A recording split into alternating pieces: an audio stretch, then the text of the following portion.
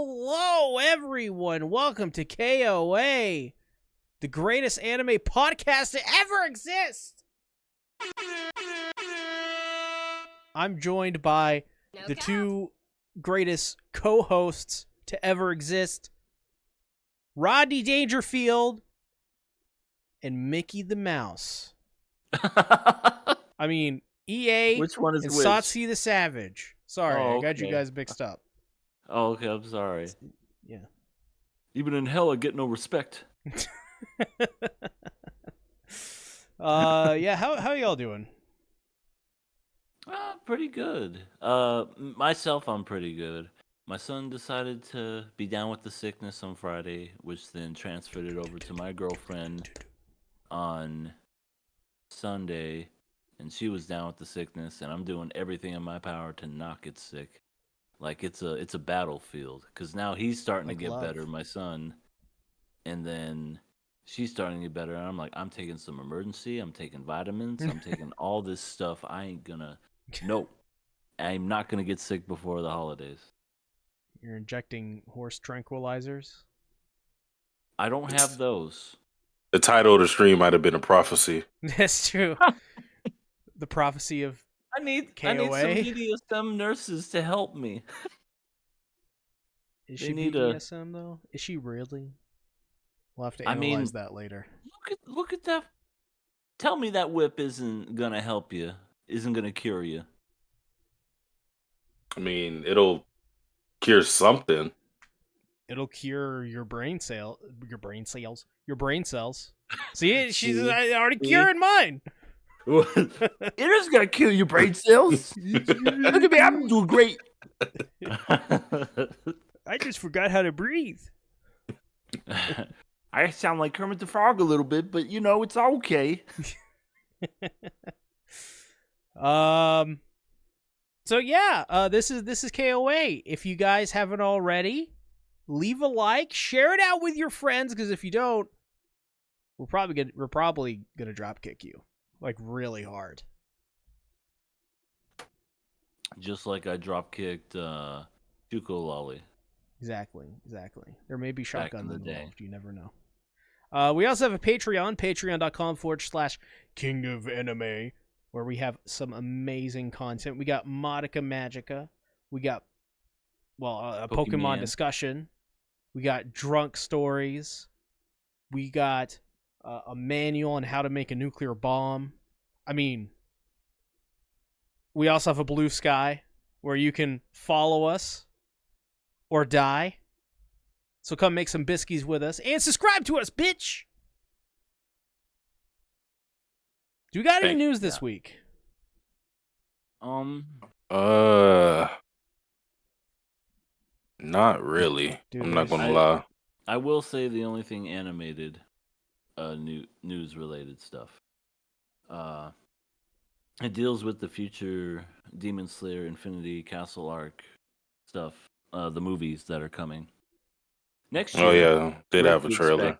Yeah, they had a little trailer, a little teaser. Didn't really show much, but hey, it's coming next year, so get your moms ready to take to the movie theater next year. And also, this is just rumors, but it's according to multiple reports. Transfers from Toei Animation have temporarily joined Ufotable to work on Demon Slayer Infinite Castle arc, the movie, according to multiple reports. Which, if that's true, this is going to be one of the most insane-looking movies I've ever seen in an anime. Yeah, I mean, Toei is one of the best animation studios out there in the world. And with Ufotable on top of that? My God. It is kind of funny, though. Toei is like one of the best, but they make some of the most middling art you'll ever see. Consistently. Mm-hmm. Like, remember that time they did like that first arc of Dragon Ball Super that was like horribly animated? I think everyone remembers it, yeah. It's really funny. And of course, I've seen the stories. Seen the stories of it. I remember back in the day, I was watching it weekly. And as soon as that happened, I was like, yeah, I don't know. I don't know if this is for me anymore. I think I've maybe aged out of this a little bit. Yeah, I felt the same way. I was so happy to see Dragon Ball come back, especially when they did that movie 10 years ago, the Battle of the Gods. Yeah, Battle of Gods I is was great. just like, this isn't gonna do anything. Nah, come on. And then it was like a phenomenon. And it was like one of the first Dragon Ball movies to come out in the theaters, which was really cool. That was like really huge back in the day. I say back in the day, it was literally 10 years ago, but these things just fly by. God, that was You know? 10 years ago. I remember Yes, sir. like watching like Team 4-Star right after that movie came out. Yeah. Dude, that's crazy. 10 years ago. You guys want some of these? Yeah, just send them on sure. over through the Pass it through. camera. There you go. Oh, Thank you. Yum. That was great. Delish. Well, That's all I got. But yeah. Is there anything else? Anime news has been sparse for the end of the year. End of the year. Makes sense. Yeah, I think they said something about JJK unveiling something, but nobody gives a shit. Oh, you'd be surprised. Okay. You'd be surprised how many people give a shit. I guess I'm just a hater then. Yeah. You're Now he gets it. Yeah. You hater. Alligator. What's this The podcast calling come to? game. The call-in game. For some reason, Colin Farrell is going to be in this. Oh my god. Next The Colin arc. Farrell game? He's doing pretty good for himself in the Penguin. Yeah, good for him. Yeah. Maybe he's gonna show up as the Penguin. Wouldn't that be something? Maybe it's like Saw, but the Penguin. And Itadori's got to like cut off his hands to do something. It might be better than the actual manga. Especially that ending. You guys want to go ahead and get into some FMA though? Oh wait, gotta check the chat. Good. Did Oh that my god, happen? we only got one viewer, but we have 4 likes. They're all from me. They're all us and our alt accounts. Yeah, it could be. Well, just falling apart. It's over, Charlie. Let's go ahead. Nice oh, sorry. Yeah, what? No, I was just saying it was a nice run. But gentlemen, it's been a pleasure. I feel like we did like a stream recently that had like 1 viewer as well for a while. Yeah, that was like last week. Oh, I did not check. I don't know. Well, there you go. Let's go ahead and talk about Fullmetal Alchemist Brotherhood, episode 23. This was a pretty crazy episode. This was a little bit more action-packed. This had the stuff with Lan Fan getting her... Well, she cuts her own arm off, and Bradley is, like, pursuing them all. And we even get some, like, really cool stuff with Winry in this episode. Also, a really cool moment with Riza that I really loved. And a moment with the Xiao Mei, is that her name, the little panda? Yeah. Yeah. First of all, that panda, totes adorbs. Is it a she or a he? Is it a boy or a girl panda? How dare you assume its gender? I just don't remember what they said. Probably a girl. I'll just say it's a girl panda. I thought it was funny. The very first thing we see once that whole fight happened with them and Scar, Al got her and was like, I just couldn't leave her behind. And then, she went ahead and just bit Al's finger, and he's just like, you're cute. That's when she knew she was fucked, because she's like, there was like a pyramid. It's like, well, this is gay. Like the strength hierarchy. now Al is the strongest. The funniest part wasn't even really Al being at the top. It was the fact that the panda still had itself in May above Scar. Yeah. That was funny, but yes, he was just like, "Oh my God, Al's the strongest." I bit down on his finger, and he did nothing. It's like, this is my best move. What the fuck? That's her only move is chomp. If you can survive this, then what else? What else can you survive? I guess she just figured at that point, well, I'm screwed. I might as well just spend the rest of my life with this giant robot thing. Yeah. But Yeah. I think the biggest thing, or what this episode was dedicated towards, was Winry and her whole conflict with her place, not only amongst Ed and Al, like, where what she's doing in comparison to them, because they have a very grandiose goal of getting their bodies back, and she's often gone and just been waiting for people like her parents, um, Ed, Ed and Al to come back to her, and it's like she was looking for a purpose in this episode, because last episode is when Ed tells her hands are not made for killing, it's made for helping others, healing people, and she gets a wake up call as to the practicality of that when people from Rush Valley call her, telling her that they miss her. They want her to work on their auto mail. So she has a whole business and like whole avenue for herself. Uh, Very akin to her parents, who are just medical doctors, but she's doing something similar with giving people prosthetic arms and legs and other limbs. Kind of rude that they said that to the other guy's face. I don't.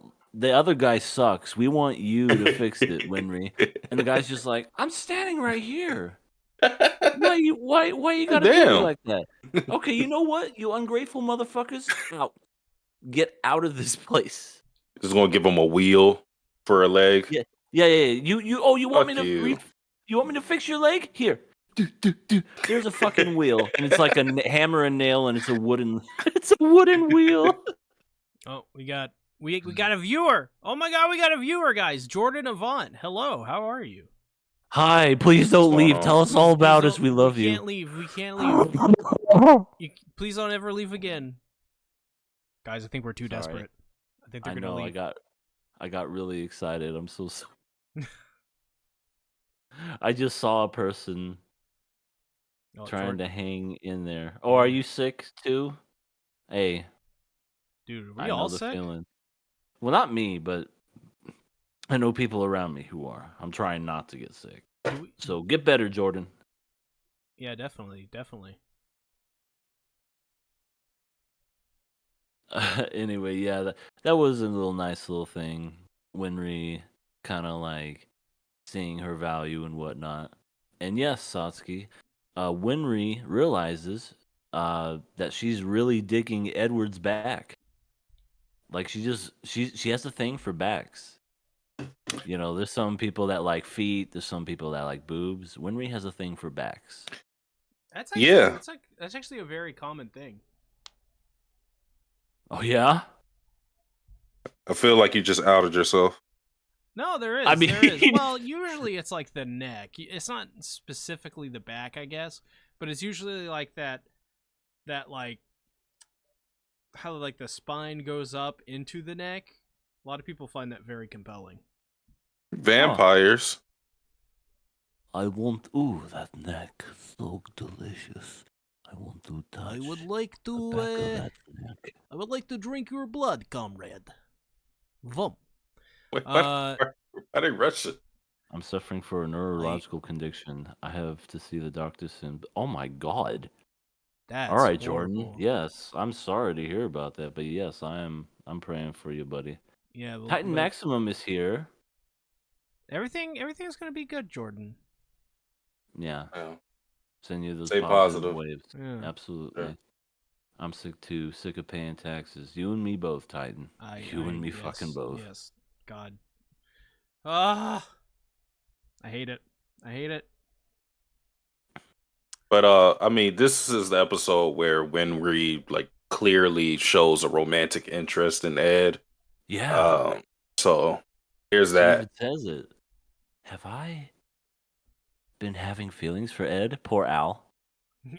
Poor Al, just sitting there without a body, doesn't even get looked at because if he would have had his back, she probably would have fell for him. But she's like, his back's too cold and iron. Yeah. There's this like meme I saw. I'm gonna see if I can find it real quick because it was just so fucking hilarious. I meant to send it to you guys when I first saw it, but basically it's like Al, he's like creating like a bucket list of things to do once he gets his body back, and like I forget what I forget what one of them was. One of them I think was like just like eat something.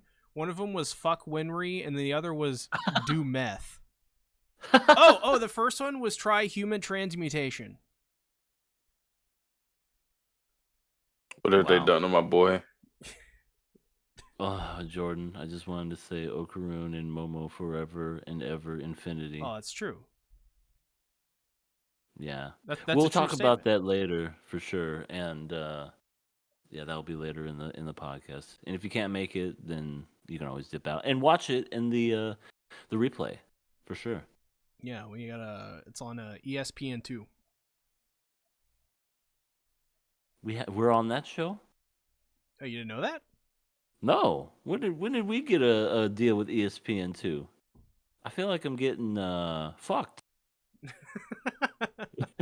Because I don't know about this deal. I mean, I don't know what you're talking about. See? Are we going to have to send you a fucking pizza? I can already You know what that means? like a million of them. What do you mean? Satsuki, get your boy and On it. get him. All right. If you get a knock on the door, you know who it You better is. answer. We'll know if you're home. We've been waiting for you. Hey, hey, is there someone here? Oh no. Knock, knock. Biden? I Is that you? I was just wondering, you got that Neapolitan soft serve? They got that there?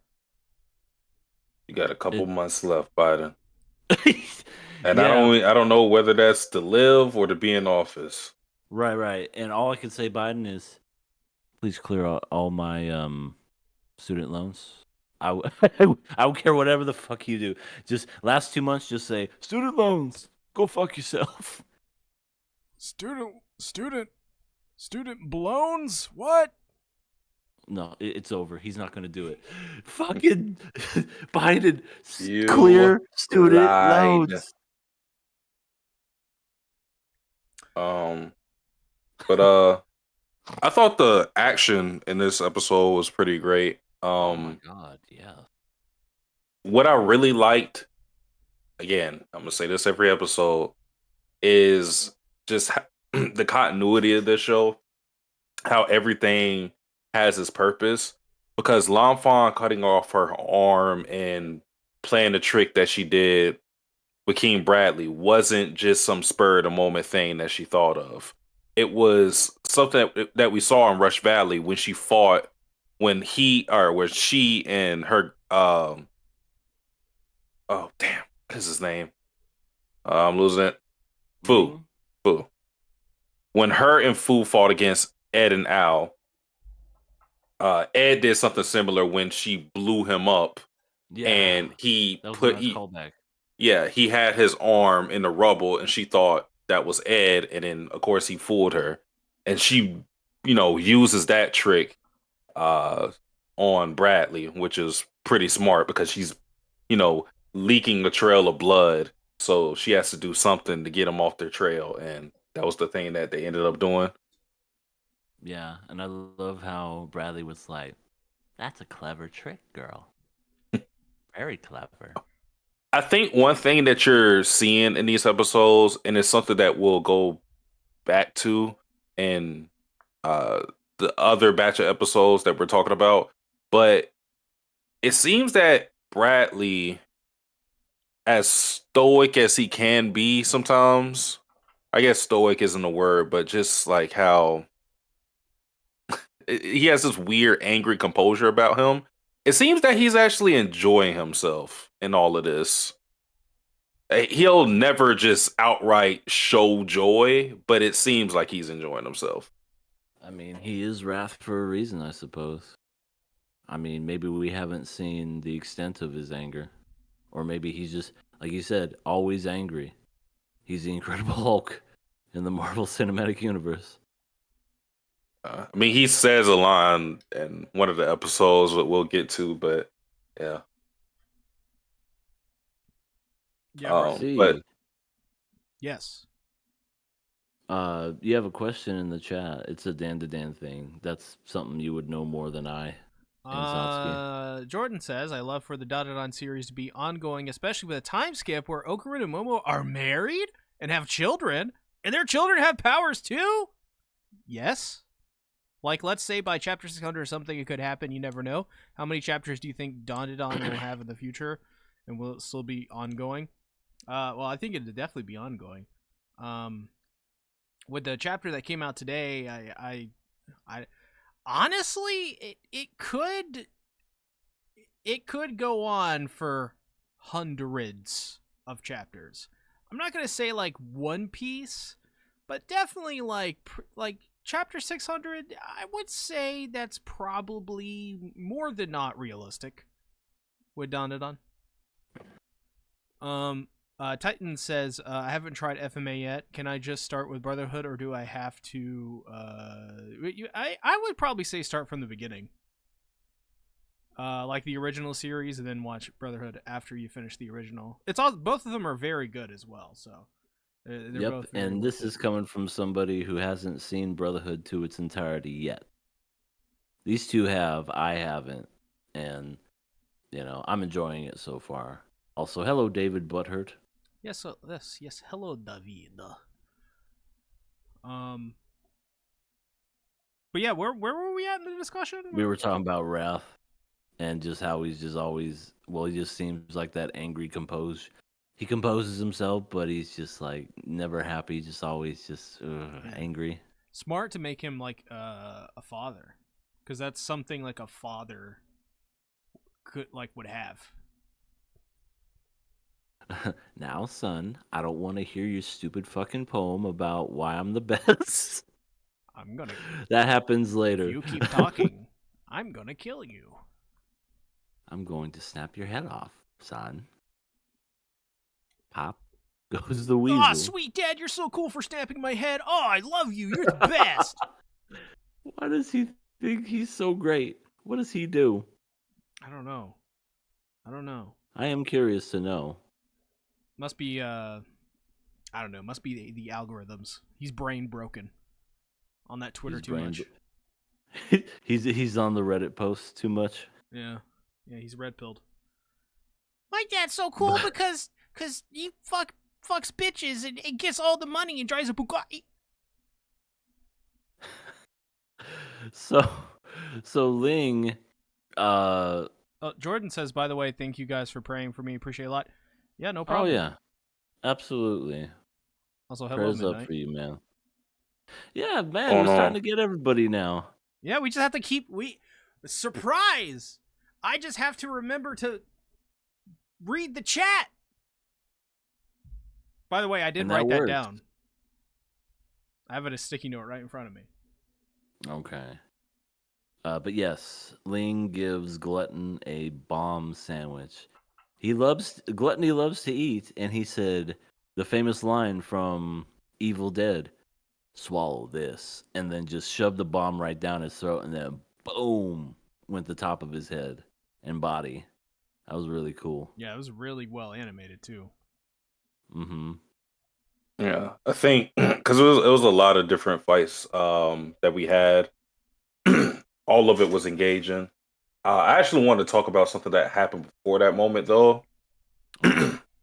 with Lan Fan because you know Ling didn't want to abandon her in the first place. Obviously, because that's I'm pretty sure he considers her a friend. with Kind of benefits. parallels.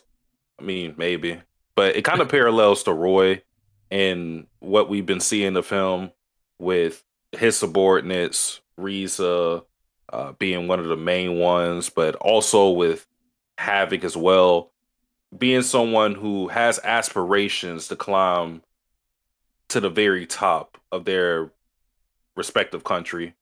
Um, but having this softness to them, where you would think being to climb to that position, you would need to be cold and ruthless, at least to some degree. But it's that charm and allure that makes people loyal retainers to those characters. So it's like he wants to be king, right? And to be king, he needs people like Lan Fan and Fu, but he wouldn't have Lan Fan and Fu if his aspirations to be king were one track mind. If he only thought about that and nothing else, I don't think he would achieve that goal. It's because he cares about his people that he earns their loyalty and they'll, give their lives for him. Yeah. Um, so it's kind of interesting because there is a little parallel between those two characters. Well, it's just interesting for his character, right? Uh, I think before when he was like, "Oh, I'm gonna get immortality and stuff," I think a lot of our reactions were that, "Oh, that's kind of that He's so gritty. absolute power corrupts absolutely, right?" But I think I think he's seeking immortality because he think like it's more of an ideal in his head rather than maybe him actually seeking it. Obviously, if he probably was presented with it, he would probably take it, but I think the meaning of it means far more than maybe the actual intention of maybe eventually finding it, if that makes sense. Mm-hmm. I mean, even with immortality, it's not like it's something that he wants himself. It's just something he wants to bring as a gift so that he'll be named king eventually.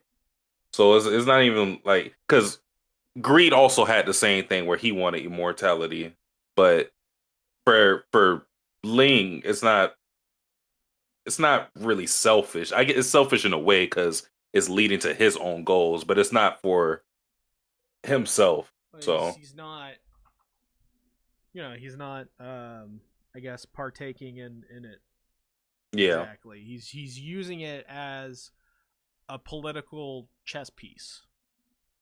which is crazy when you think about it, because you would think ultimate power like immortality would. I know, I, I know, being king of a whole country is pretty enticing, but immortality, I don't know if I feel like you could leverage immortality. You could get more with immortality.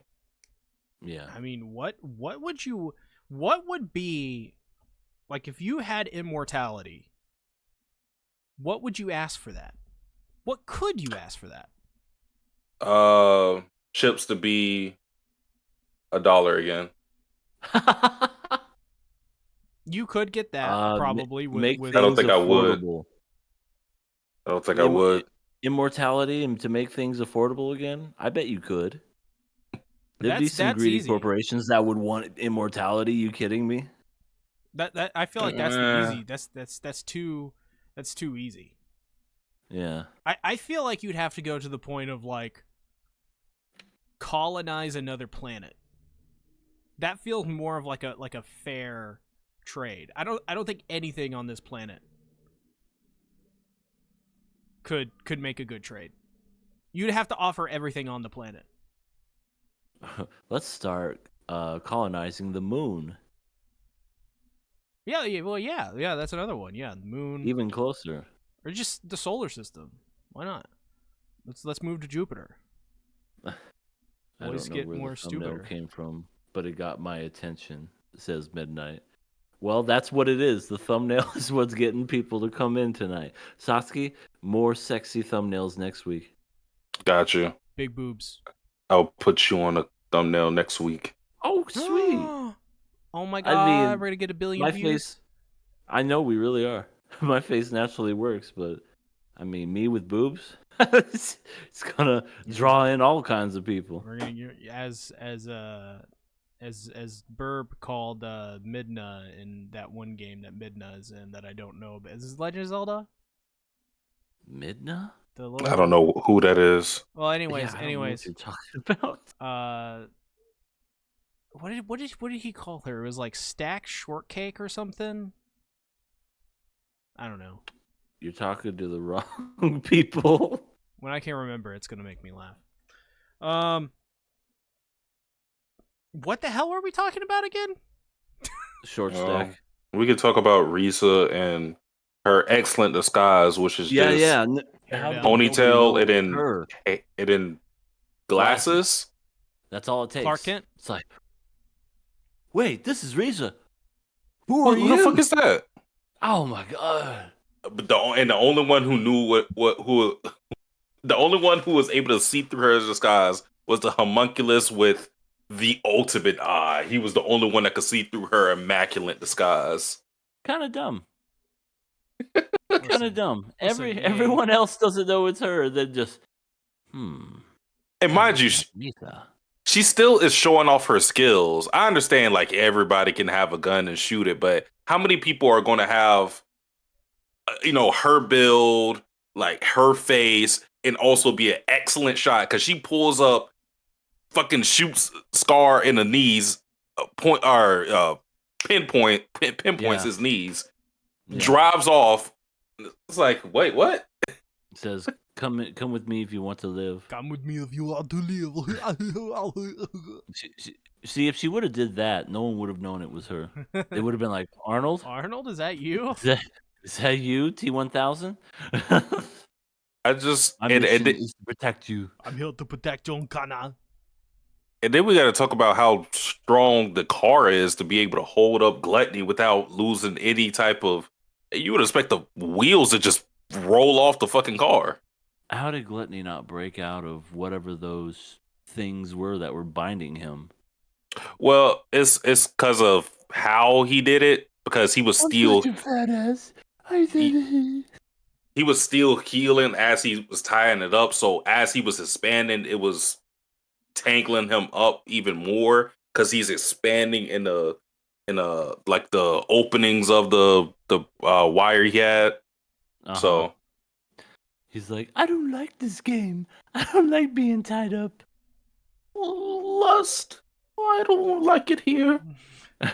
Lust. My hunger is never quenched. But just like, I'm so grateful I'm dead. Fucking hate this guy.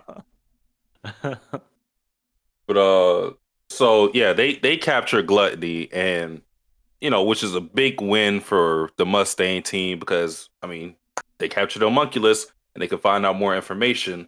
So except they picked the dumbest one. They rolled into a ball of fat to catch him too. That's a good and bad thing, depending on how you look at it. But he's very much like a mind of a child. Yeah, so he's more easily manipulated. But so they take him back, and also they have L'Enfant, they have Dr. Knox work on L'Enfant's arm, and it was a moment I really liked from those with L'Enfant because she's kind of despairing at. It's actually, I said it was a parallel that Ling, or it was a parallel Ling and Mustang, but now for sure it was a parallel. It was intentional because I said what I said about Ling and Mustang, and now you look at L'Enfant, who had her arm cut off and she felt useless. Who was that a parallel to in Mustang's group? Mr. Edward. No. Oh. Havoc. I'm always bad with these guessing games. Havoc, because he got paralyzed and he thought he couldn't help Mustang anymore. So it's like the same situation of I can't serve my higher up. What can I do at this point? And Dr. Knox encourages her and tells her not to give up. I mean, because they do have automail, so that's always an option. Yeah. I mean, in this world, if there wasn't automail, then I'd say, yeah, you're just gonna have to learn to. I mean, that was her left arm. If you're already right-handed, great. If you were not, you're gonna have to learn. But because in this world there is automail, girl, you're gonna be fine. Like, don't even sweat it. You're gonna have to get used to all the chafing, all the rust, but you'll be great. Yep. All the nerve endings when it first connects, it's gonna hurt like a bitch. Yeah, we'll get Winry to do it. It's too bad she left when she did. She would have helped her out. So Edward's like, I know somebody great. Didn't we just let her leave? Shit. You're right. Son of a bitch. They call Granny up. Hey, when Winry gets back, tell her she's got to come back. Are you serious, Ed? I haven't seen her in so long, and now you got to tell me that. Click. What did she say? I don't know. I don't want to listen to her talk for another hour. The other big thing that happened in this episode was Ling relaying the information of King Bradley being a homunculus to everybody, because they didn't know that, of course, because they never fought against him. But he, outright tells them, "Hey, your boy's a homunculus."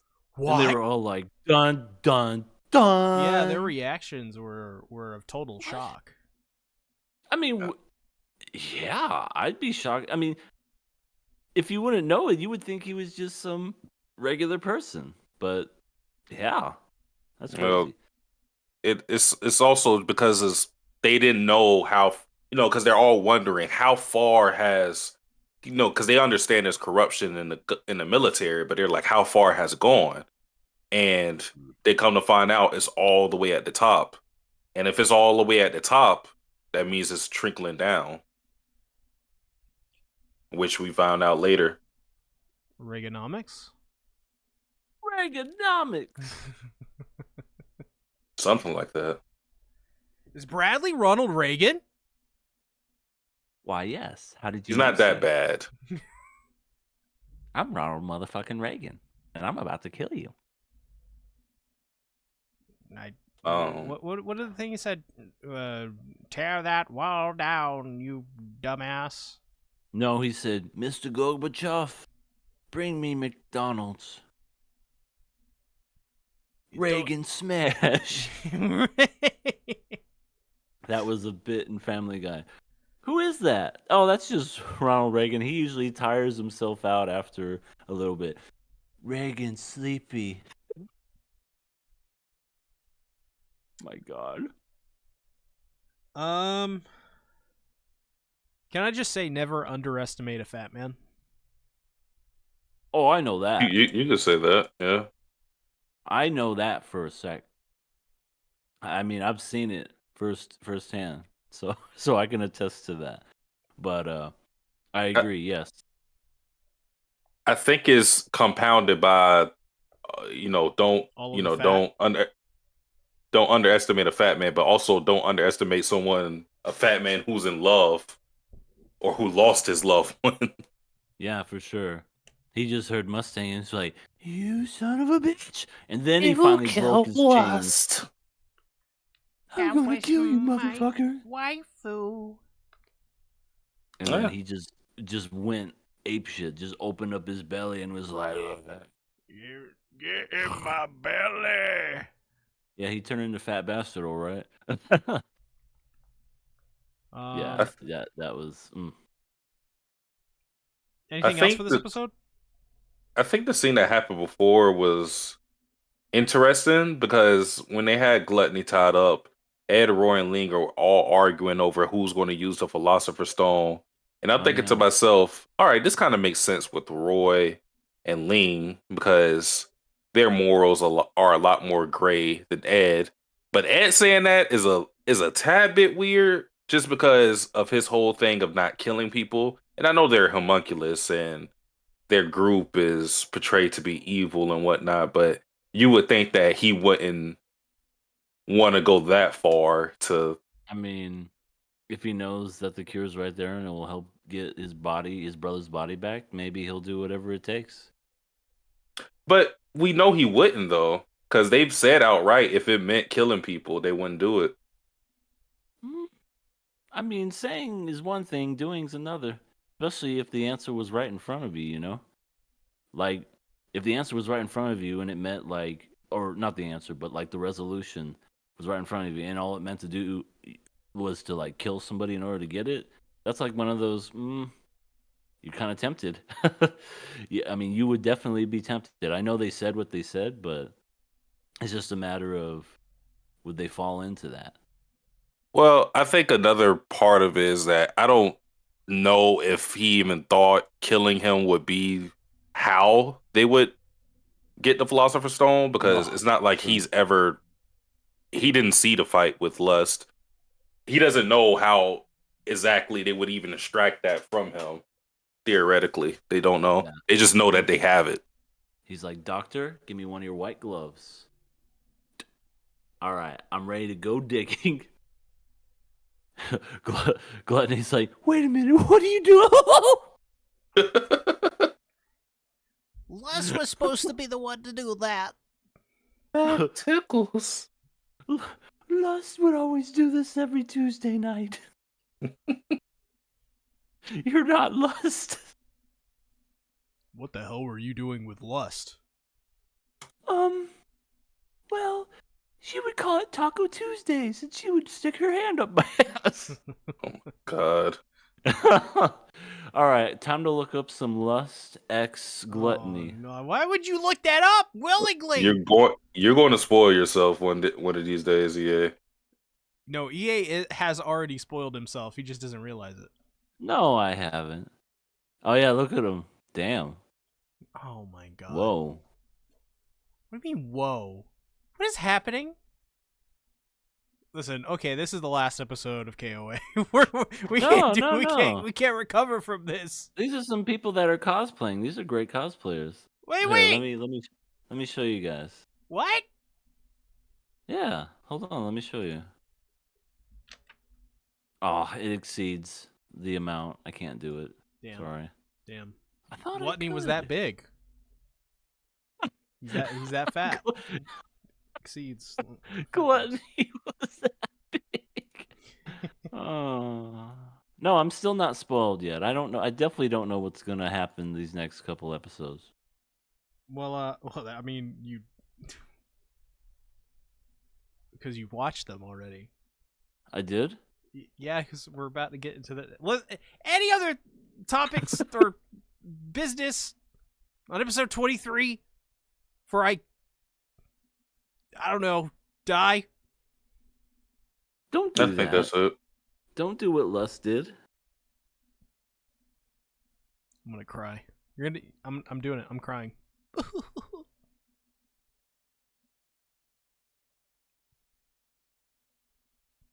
Alrighty. Well, let's go ahead and let's get into Fullmetal Alchemist. Alchemist, right? Yes, Alchemist Brotherhood, episode 24. Yep, that's right. Episode 24. This one has the return of Dr. Marco. He's alive! Yep, he's alive. Turns out they found him in Canada. It's pretty crazy. Do you see what they're feeding him? He's getting like gourmet meals and steak. Yeah, I mean, they treat their sacrifices with the utmost respect. Those were the leftovers of Lust. Wow, Lust makes a delicious steak. My new headcanon is that they all just hated Lust for no reason because she was the most competent one. Yeah, she was just like, damn, I'm so fucking hot. After this voiceover work, I'm gonna take over the video game industry. Bitch! Yeah, we also get some really, really cool end to this episode where basically I guess they all get, it doesn't look like it, but they all get swallowed by gluttony besides Al. And except his hand. Oh yeah, Al's hand gets taken. But that's it. He got an interesting hand job. You could probably no gluttony. Gluttony X Al. Here we go. Oh no! Don't search kidding. it. I'm kidding. I'm not gonna search that one.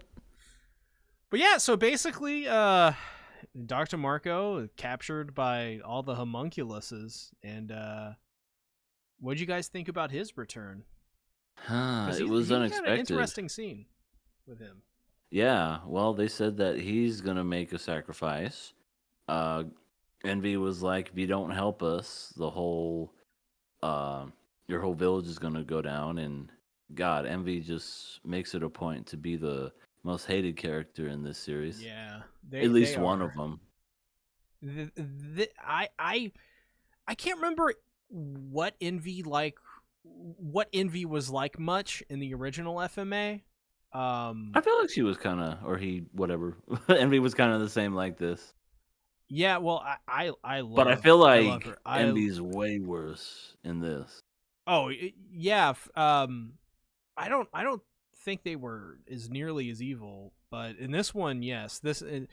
I mean, just the fact that Envy was like, I tricked the guys into hesitating because I turned into his wife and I was an idiot.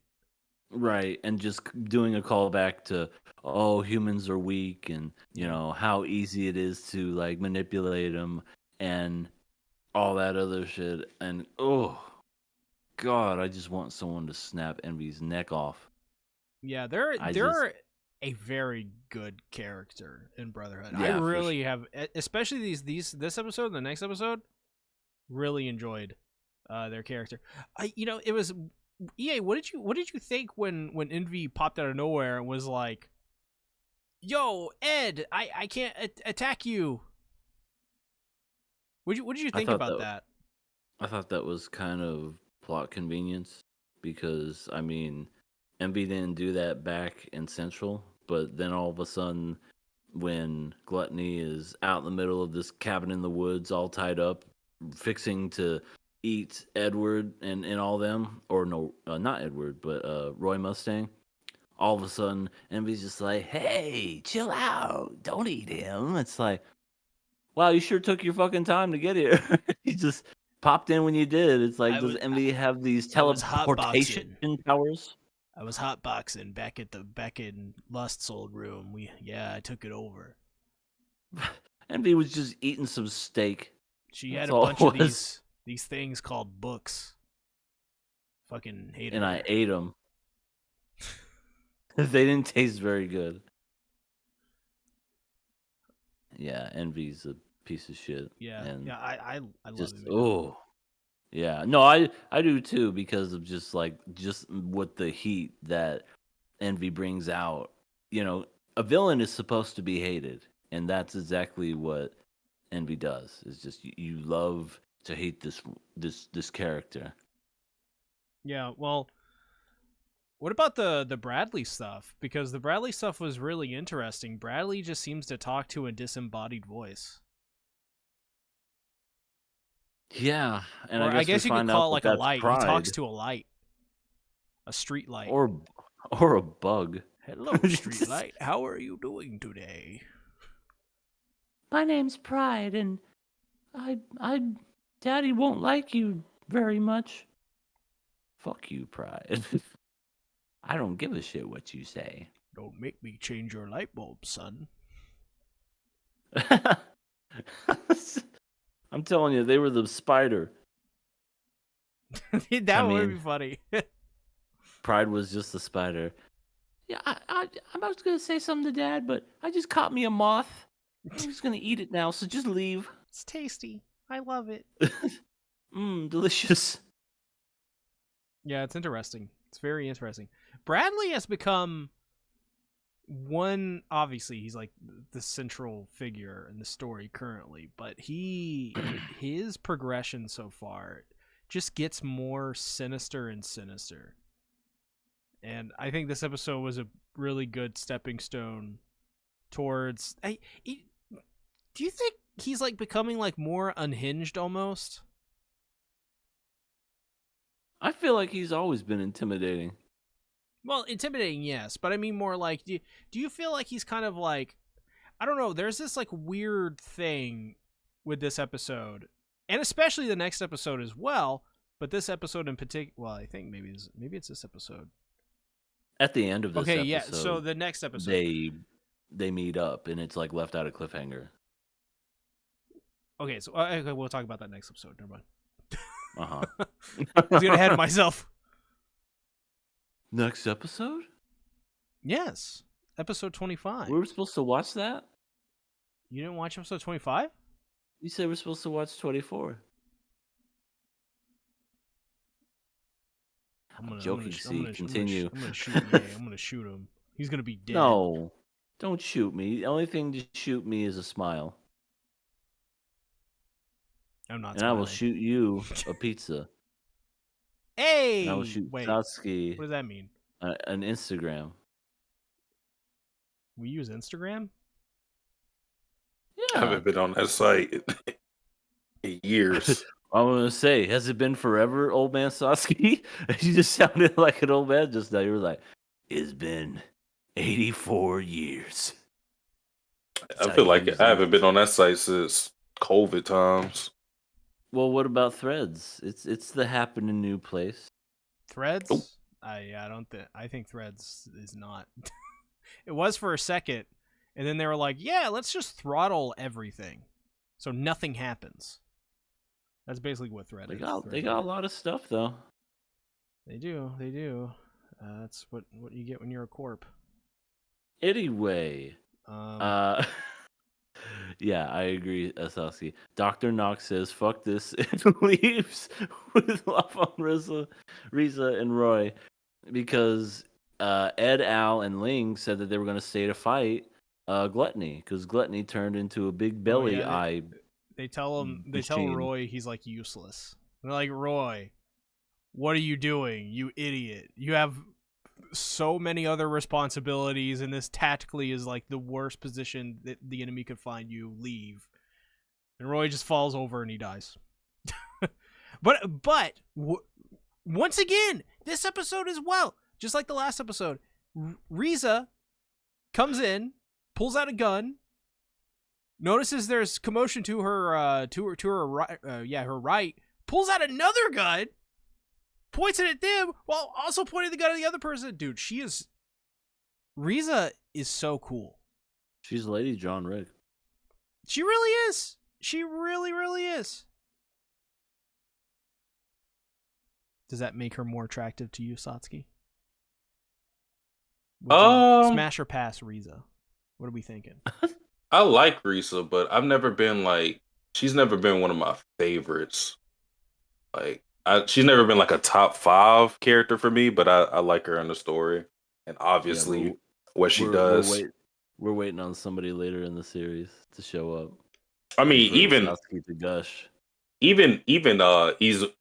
I used to be a really big fan of Izumi Curtis.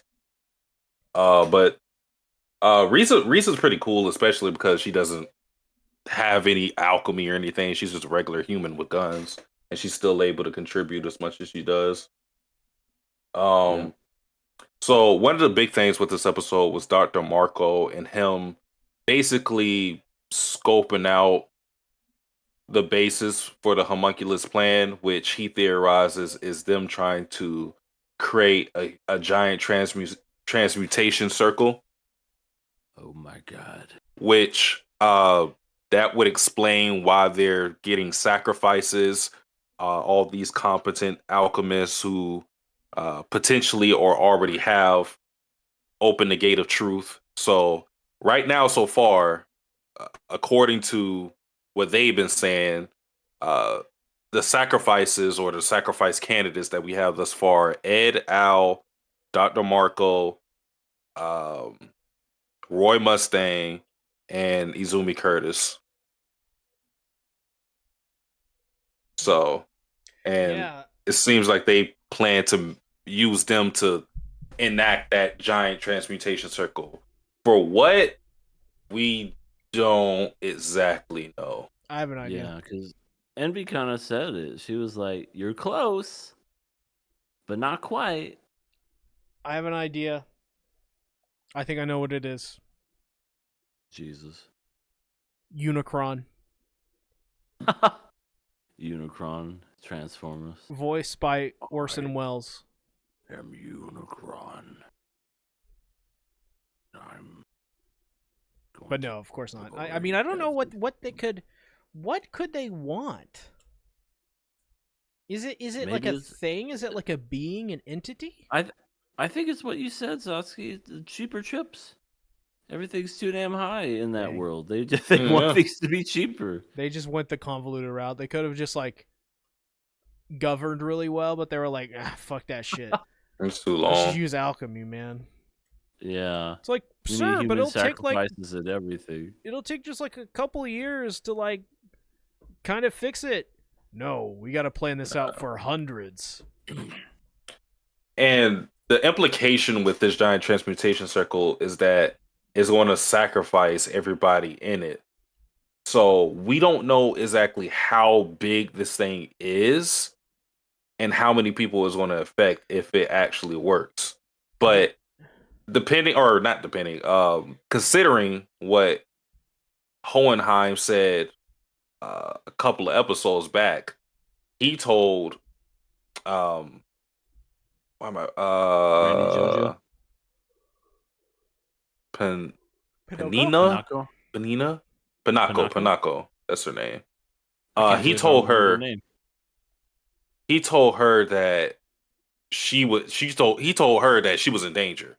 So if it goes all the way back in Ed and Al's home village, then this transmutation circle is big.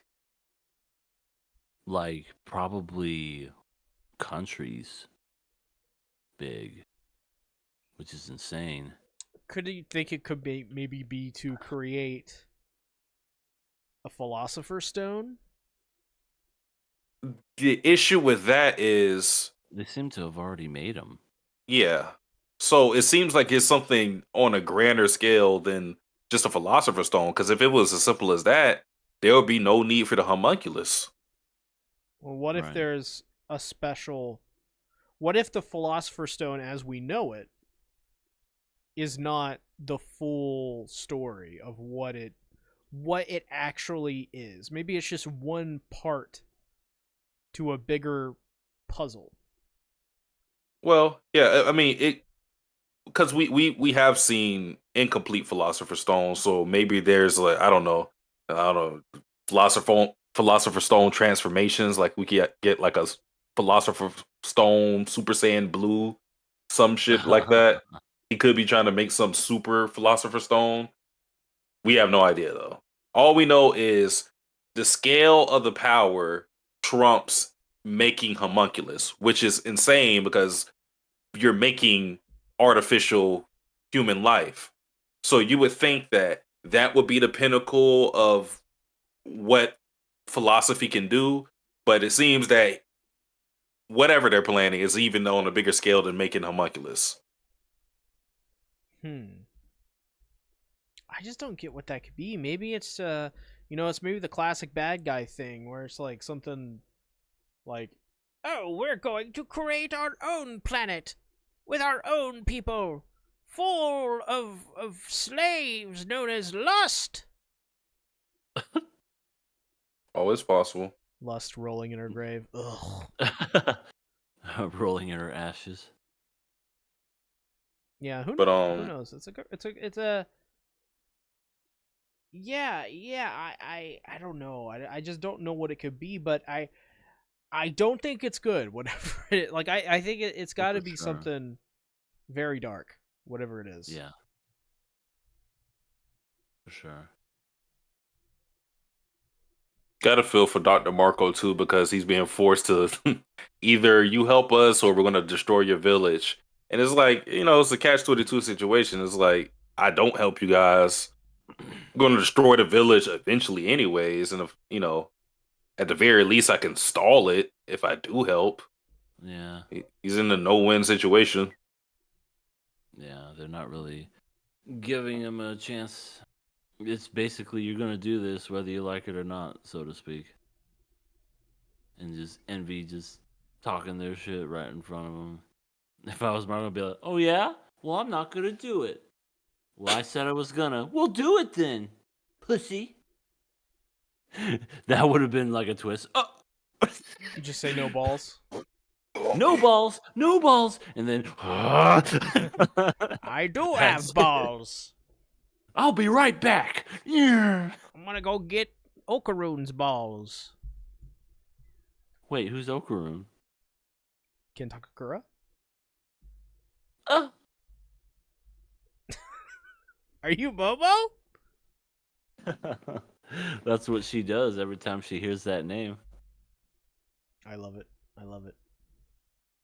So this was the big fight with Gluttony. So it's yeah. Gluttony versus everybody because he's rage mode, swallowing everything in his path, which is a very cool power. Body. Yeah, Like, looks like a Dark Souls boss. He just erases anything in his path. It's kind of crazy. Yeah, the freaking fire just sucked it all up, and they were like, "Uh-oh," and they just ran away. Uh-oh, Spaghetti-O. And I just love how in that time they decided, you know what, let's make this a comedic scene. Might as well. Doom That's and Bones. gloom, and let's make it hilarious. Bones. Get out of here. Before they became the MHA studio, Bones was. That's just one of the things that made Bones great. Was their sense of humor. They just brought levity to everything. That was their thing. Mm-hmm. That was their one talent. Well, he just sucked up all my power with the flame that I just used. Time to fucking die. And Mustang was already hurt, so like they get out that fight. Lanfan, Riza, Roy, they're out because they're out of their element. Lanfan has one arm, Riza just has guns. Roy's fires, basically got negated. So they all leave. Don't forget the panda. She was so adorable, she couldn't do anything. I literally forgot the panda was there. I'm not going to lie to you. She was. Like, when they were running away, she was holding on to Al's little tassel thing in the back of his head, and she was going, ah. Well, the only person more powerful than Xiao Mei and Mei is Al. Al May?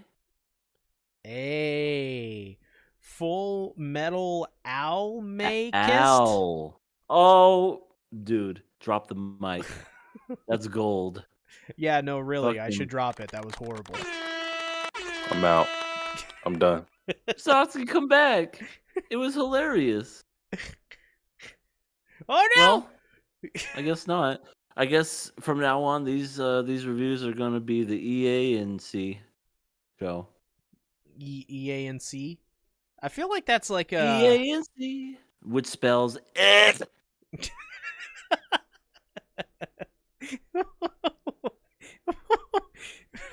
What was that?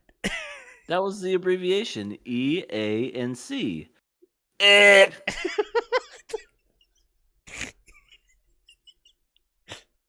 What? Why is that So funny? if you want anybody to know about our show, welcome to the X show. Shut up. Why? It's a funny noise. You're You're just jealous because you can't do it. You're right. Anyway. Man, Sasuke's really gone. I feel sad. Yeah, oh no, he's back. No, that's AI Satsuki. This is... Oh. We can put prompts in and he'll do whatever we say. Smile and wave. Oops. He did the opposite. I don't think he likes me. Here, you do it. Satsuki bot, make sandwich.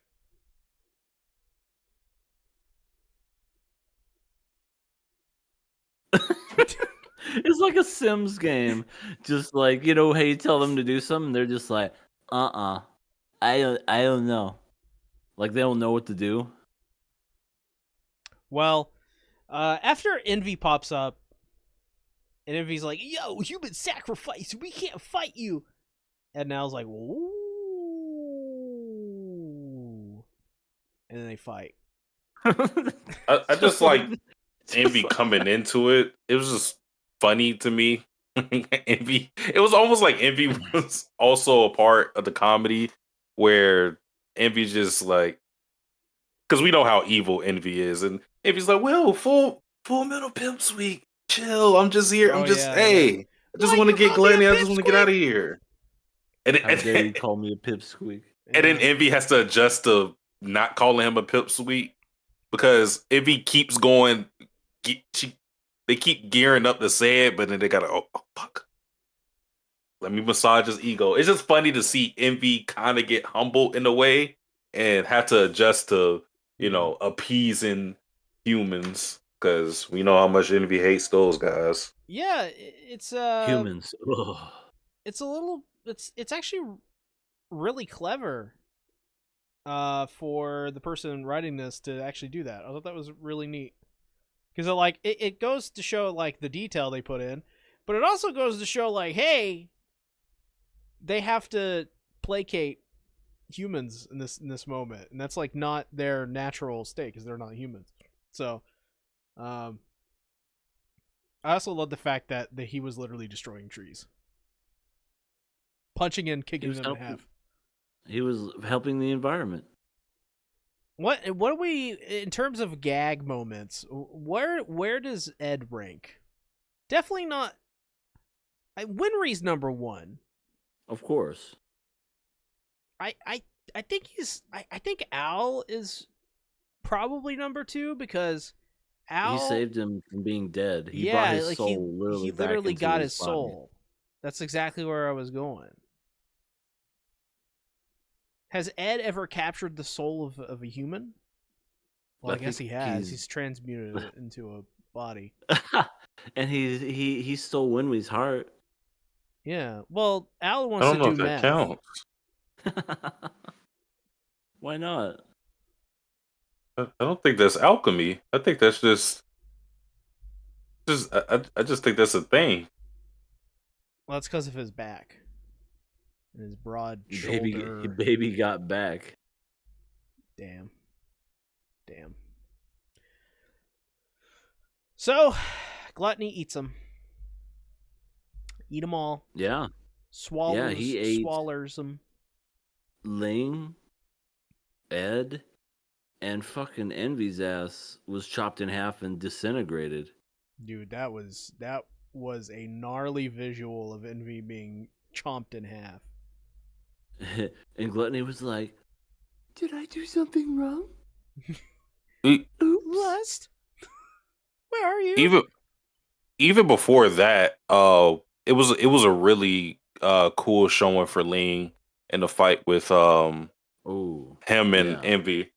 It was also cool on Envy's part just to see the full extent of their powers because if you look at Envy has a muscular build, but you know they're not physically imposing. Yeah, but they're lean.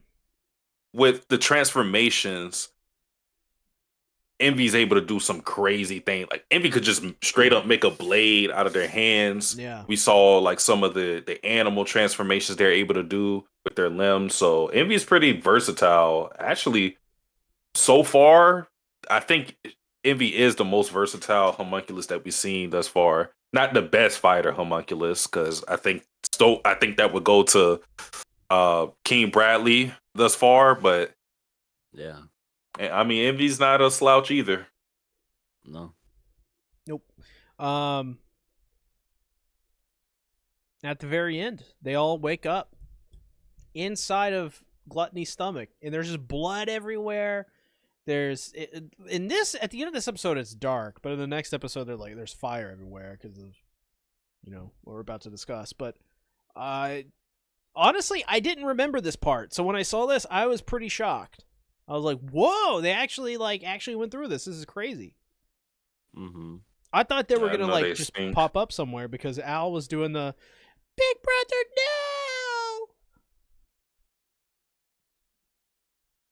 Did you give us another take? No, I can't. Okay. That was I'll say once more feeling. Well, see, I don't know what that is. Well, So I guess you're not going to be Al.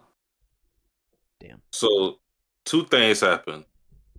One, Roy got pressed by the corrupt military officers, right, yes. Dude. which I thought that was a pretty funny scene because Roy has a flashback of I think he was a lower rank at this time. I don't think he was a colonel, but he's talking to a superior officer, and he's basically calling Roy soft, saying like how because they're playing chess, he keeps losing that chess, and he basically gives the analogy with using the chess pieces. You're a king. You're supposed to use people. You're supposed to use your You're supposed to be using your pieces as if they're more disposable, but it's an analogy for his personality because he doesn't see his subordinates as disposable. Yada yada yada. They have a talk about some guy, Raven, I think is his name. I'm pretty sure that's his name because I didn't write it down. But he talks about how Raven is a good guy, and they met again in the future, and he was still a good guy. So Roy feels somewhat comfortable enough to probe him as to what's going on in the military. He's like, it'd be kind of crazy if like King Bradley was like a homunculus or some shit. Like, isn't that crazy? I mean, what are the odds of that? And Ray was like, "Oh, what the fuck? What the fuck are you talking about? That's a good so joke, man. Come in here." And then he just opens the door and says, "Hey, tell that joke one more time." And then you have goddamn.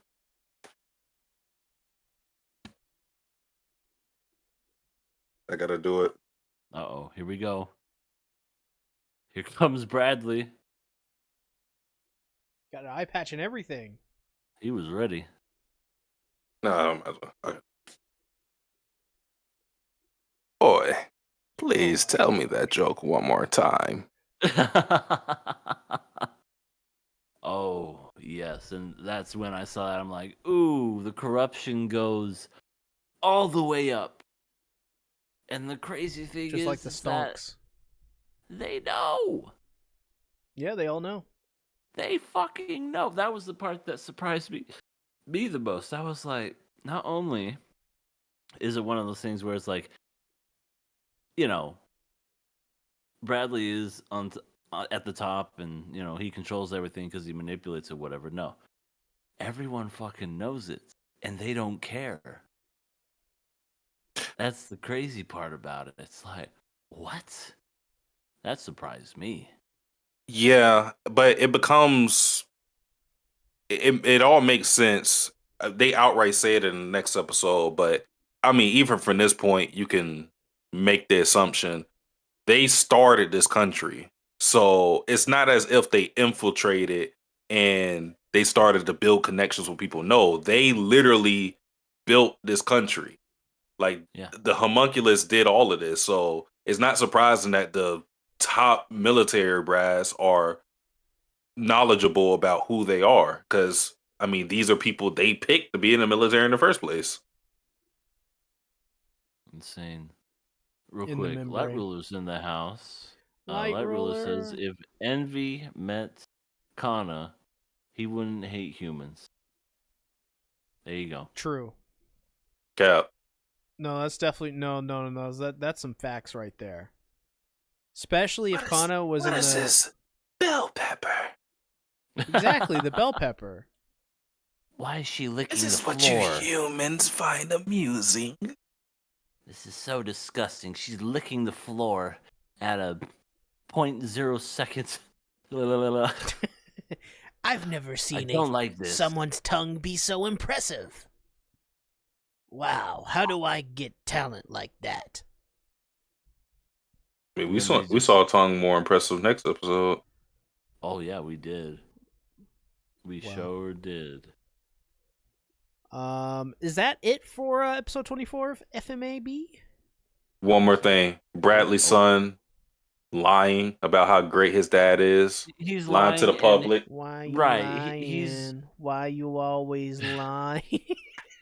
My dad is the greatest ever. Boo! He started a race war. Boo! And yeah, yes. I'm talking about how great my dad is. Okay, I'm sorry. I'm sorry. Continue. Yeah. And Oh, he corrupt started a war and genocided the Ishvalans and horrible person. he's so cool. Love him. Lies. You're the greatest, all lies. Dad. All lies. You got 2 minutes. You got 2 minutes to wrap it up. Wrap it up, you stupid little shit. He's the best ever. Fuck y'all. He's the best everything. Peace out, bitches. He just does the double piece. Yeah, but what does he do when he's like Kid with things. his family? I don't know. Just Hangs fake out. smile, I guess. Just I mean, that's drinks probably tea. what he does the whole time. That's why kids are so dumb. They don't know what a good parent is if Yeah. it like came out of the sky and dropped on their head. Yeah. You know, it's Yeah, like exactly. what makes him a good dad? He just smiles. Can you do more than that? That's No, he very just good, smiles. son. It's very Yeah, anybody could do that as a parent. I want to smile just like my dad when I grow up. His smile Very is so good. I even bought 2 eye patches. I want to be so good that I'm going to poke out both of my eyes. And I'll be just like my dad and just smile. That's my The boy. One thing they said that completely, I don't know if it was this episode or the one prior, that son isn't even his blood son. It's adopted. Yeah, it's adopted. I mean Because that that took the whole homunculus can't have kids theory, and it kind of like turned it on its head, and well, it confirmed it too. Well, it did a couple of things. I think that was next episode they said that. But it did a couple of things. It said, it cleared up that plot hole if anybody was looking at that as a plot hole. It showed that you can't use his son as some hostage, like, well, actually, you know what? I'm not even going to talk about it. We got to talk about it next episode because of the things surrounding it.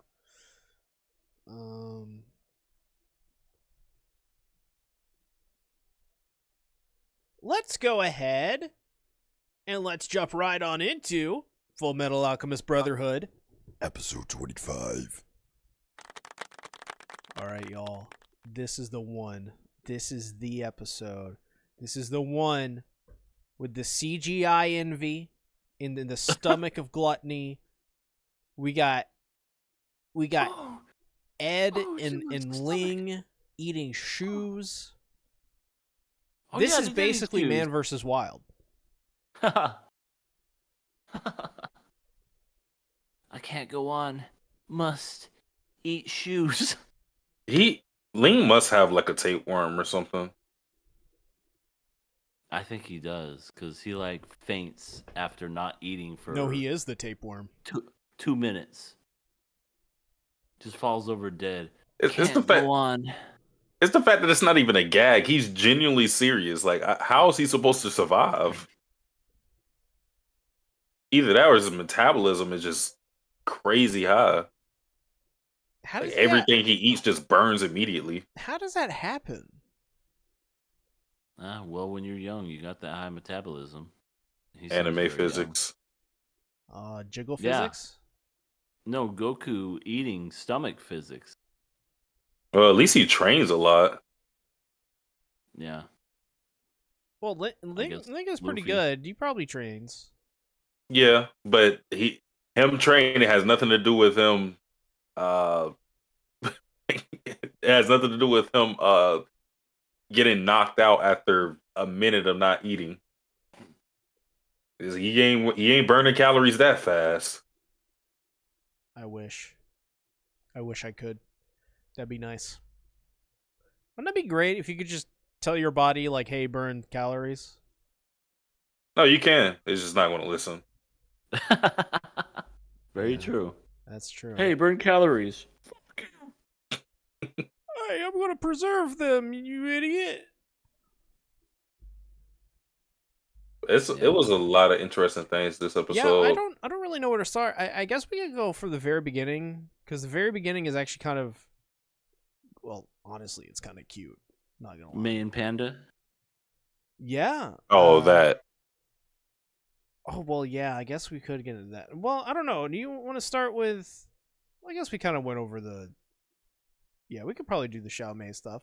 We get the story for Xiao Mei and Mei, and it was actually, not gonna lie, it was really, really, really cute. They Xiao She Mei likes to bite people's fingers. Yeah, that's Xiao Mei's test.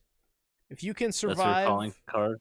yeah, if you can survive the chomp, you're a comrade. If you can't, then you're dead. And if you don't even like acknowledge the chomp, then you're my master. Yeah, pretty much. So that's why Al became Xiao Mei's at the top of the pyramid, so to speak. Yeah. But basically, Xiao Mei has some sort of disease where she cannot grow. So she stayed a really small size, and Mei found her and took her in, and they kind of just bonded. She survived the chomp, and they've just stuck with each other since. So this isn't just like, I think when they were first introduced, you probably just thought, this panda's a mascot. No, this panda actually does represent a lot more of Mei's character than you would otherwise think, and it's actually really meaningful to her character. Yeah. What did you guys like this? You guys like the cute little panda? Eh. You're a monster. I'm sorry. It's alright, I guess. I mean, it did kind of like show the This is relationship, racism. so to speak. It's not. I just don't give a shit about the little panda Wow. that goes around biting people for no reason. It's That's the kinda chomp. rude. You wouldn't survive the chomp. No, you know what? Mei Ling, right? Pei Mei. Yeah, I forget the her fuck's the name of the second panda? part of her name. Or Anyway, Xiao Mei? panda. Xiao Mei. Xiao Mei. Thank you. I'll remember Xiao Mei. Xiao Mei wouldn't survive me after she bit my finger, because then I'd punch her right in the face and there'd be no face left. God. But you would die upon the chomp though. Yeah, Like that's instant death. Instant death, yeah. It negates all armor. I mean, the finger would be hurting for a bit. Okay, here's my plan. Go in with the left finger. That way, because I got my predominant hand, which is right. Get rid of it, chomp it, you little bastard, and then just boom. No, You get a yeah, squash panda. you don't understand. We said it kills you. You think it just takes up your finger. No. It shocks your whole body and just shuts it down. You really? immediately die. Yeah. I'm Yeah, just she has a level 99 attack skill. Mm-hmm. She's got the skill cape for it. I'm gonna have to coordinate this better then. I'm gonna have to, do one of these, and then as soon as I see the hand looking like, or the mouth going like it's gonna snap, just move it back. Yeah, you're gonna have to level up that agility. Yeah. I gotta get that cat-like reflexes before the chomp comes down. Yeah, the chomp is inescapable, by the way. So it's like a. How is it inescapable? Well, it's like in the Flash Fate. can move. It's like in Fate, where Lancer uses his gay bulge, and he throws it at Saber, and Saber's like, It reverses cause and effect. yeah. So yeah, you're fucked. You have to you have to have like an equal noble phantasm to block the chomp. Yeah. Sorry. Well then, fuck that panda. No. How about Fuck that? you. The panda's mean. Just bites people for no reason. Well, yeah. How If dare? you survive the chomp, then you're worthy. What Yeah. if I survive the chomp? Then you're worthy. Oh. I didn't think about that. Yeah. Maybe the chomp doesn't kill me. Well, yeah. What are you gonna do? What are you gonna do? When you survive the chomp EA? I don't know. It depends on how cute she is. If I survive the chomp and she just gives me those cute no eye look, because she has no eyes, by the way. She has like zero, indentations, no iris, nothing. Don't It's need just black. Just needs the chomp. Is it blind? I don't know. With the panda? Yeah, because it's got no eyes. No, I can see. It's anime physics, you know. Yeah, jiggle physics. It's not jiggle physics. Well, Jiggle physics wouldn't apply to that. I think the important, well, I won't say the important thing, but like the cool thing that we get with May and Panda is that after May talks to Jesus, I forgot his name. I'm not going to remember it either. Billy Crystal. There you go. I'm just calling Mustache Man. After she tells Mustache Man how much Panda means to her, Scar's overhearing this whole conversation because she talks about how she wouldn't have survived the trip to Amestrius without Panda. And I think Scar is thinking about his own brother in that moment because he can understand having that familial bond. So he overhears that, and then, in a very Scar gesture, he stoically goes, well, he doesn't say this obviously, but he says like there should be less scars around this time because he wants to help May look for Panda. But he's the stoic man, so he can't say that. Yeah. Yeah. May can cry buckets and put out fires. Oh yeah, that's right. Anime physics, jiggle physics. And the guy held up the fire pit and burned his hand. And his He head. was like, "Ah!" And his head, yeah. Yeah, dude, I'm telling you, Bones, man, when they do a gag, they do it right every time. But this is the big, big, big episode where we figure out What's that supposed to mean? You making fun of gluttony? Calling him fat? Think so. Yeah. Actually, yes. He needs to lose some lbs, man. Gets on some of that Wegovy, that Ozempic. He's the most innocent when he has his finger in his mouth. Actually, that is likely most. Yeah, that's probably true. But this is the episode where we figure out the big thing, which is the Ishvalan War. Who actually started it? It was none other than Satsuki the Savage. We didn't start the fire. It was always burning, sister. Wait, what did I do? You started the Ishvalan War. You shot and ate that child in public. We didn't start the fire. It was always burning, sister. Up and turning. Yeah. So it wasn't me. When you shot that little kid in the face. No, it wasn't me. That was But she gets you on the counter? It wasn't me. Promise. Swear to God. I said I told her. But yeah, no, the person who started the Ishvalan War, it was actually no government official. Well, it technically was a government official, right? But it was no well, technically just spit it out. Well, it was Envy, okay? It was Envy that did it. So it was all like, now that I think about it, I can't say that it was all a setup to make the government look bad. It was really just the government that did it.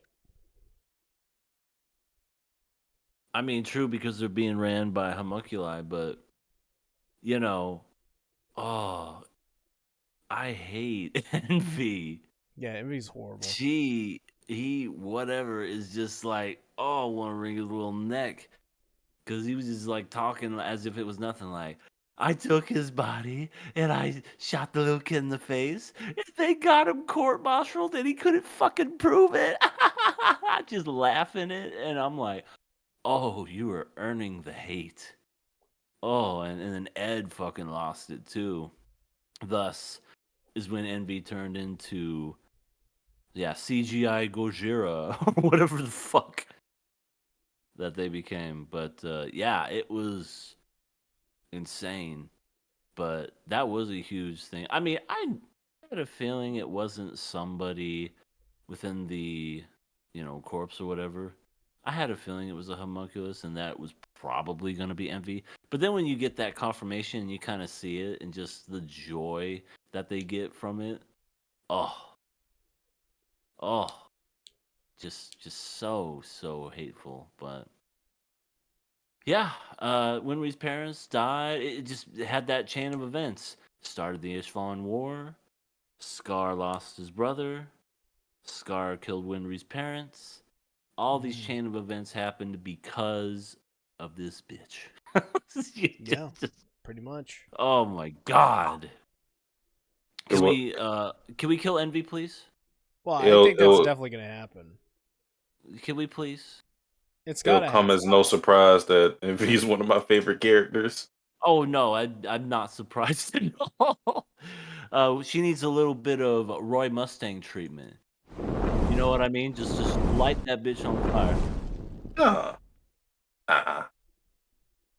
That'd be cool. Yeah, so she transforms into her big, gigantic form. And what I thought was really cool is they're trying to get a weapon. And it's like, no worries, I got a weapon. Since this place is filled with blood, there's iron everywhere. I thought that was really cool. Smart.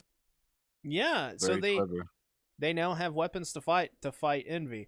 Also, Envy's CGI lizard form, as Satsuki puts it here in his notes, which is funny. It kind of reminds me of Godzilla, the 90s Godzilla with Matthew Broderick. But I mean, dude, Envy's reason for transforming was funny to me, because they're just like, okay, we can't get out of here. Envy's like, hey, you want to see something cool? It just shows the transformation is want to see a dead body. Envy's just like, we're gonna die anyway, so I might as well just kill y'all too. It just goes to show you how warped Envy is. Like, they're in a situation where they can't do anything. You would think they would at least try not to expend their energy so they could live as long as possible. Envy's just like, well, if we're all gonna die, I might as well kill y'all. You know what Envy reminds me of in a new kind of modern day version of them is Mahito from JJK. Oh yeah. Just the whole disregard for humans, not giving a shit about humans, and just like getting pleasure from just absolutely just I don't know, just killing. I don't know if they're like them. I wouldn't say that they're exactly the same, but they are similar, reminiscent. I think they serve a similar purpose, because Mahito is basically supposed to be, as much as Mahito is a curse, Mahito also works because Mahito's kind of like the inverse of someone like Yuji, or you could say humanity, because he embodies the worst qualities of humans. I mean, Mahito was created by human malice. So in a similar way, envy is envy. So it's like the sin of humanity is embedded in that character. So it works in the same light of the mold of this character comes from humans, and they embody the negative quality of a human. Yeah. Ready for Envy to die. Yeah, I think this is the point of no return for this character. I mean, the fact that it's revealed that she started... Satsuki's gonna be cheering her on. Go, I already kill everyone. Already have been.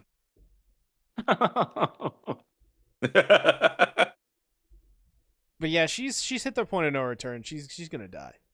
Or they are gonna die. I mean, I would imagine most of the homunculus would. I don't really see any of the homunculus making it out of this unless they just decide. Hey, I'll be. I mean, maybe gluttony. Maybe gluttony's not really that. Gluttony's not that bad. Gluttony's kind of chill. Yeah, when he's like, he Majin almost Buu. reminds me of. Yeah. He reminds me of Boo. Where he's just like, I know what to do. Gotta go to father. Mm-hmm. I know where he lives. Yeah. Follow me, Dude, my that's new crazy. friend. And then Al sees it. It's like, wait a second. God. Awooga. Father lives in Central. Dun, dun, dun. That's where I work. It's been under our noses this whole time. What the fuck? Yeah. I got no hand. So crazy. It almost kind of reminds me of the Marley reveal in AOT in a way. Yeah. That's crazy. I think the other interesting part, because what we learn from Envy is that Gluttony's stomach, like where they are now, what seems like this endless void, is basically a portable world of truth that we've seen before, where Ed was, where it was, all he sees around him is all white. It's a failed version of that. Thus, it's endless, and there's no way out of it by conventional means. It exists somewhere in between the real world and this like fantasy realm. So they can't get out of it by just they can't do the Dragon Ball Z thing. Screaming is not going to get you out of this place. Which was that ever brought up again? The fact that screaming loud enough can rip space and time apart. Yuck. I think it was just the one time. I'm gonna throw up. I feel like if a Super Saiyan 3 Gotenks can do that, shouldn't the gods be able to do some crazy shit like that? You would think. These. Don't think about it. Don't think about it. Oh, okay. Beerus would be able to do it with his pinky nose or whatever.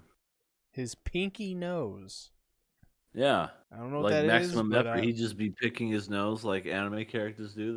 They do that. And then boom, the universe is cracked. That's what she said. Mm.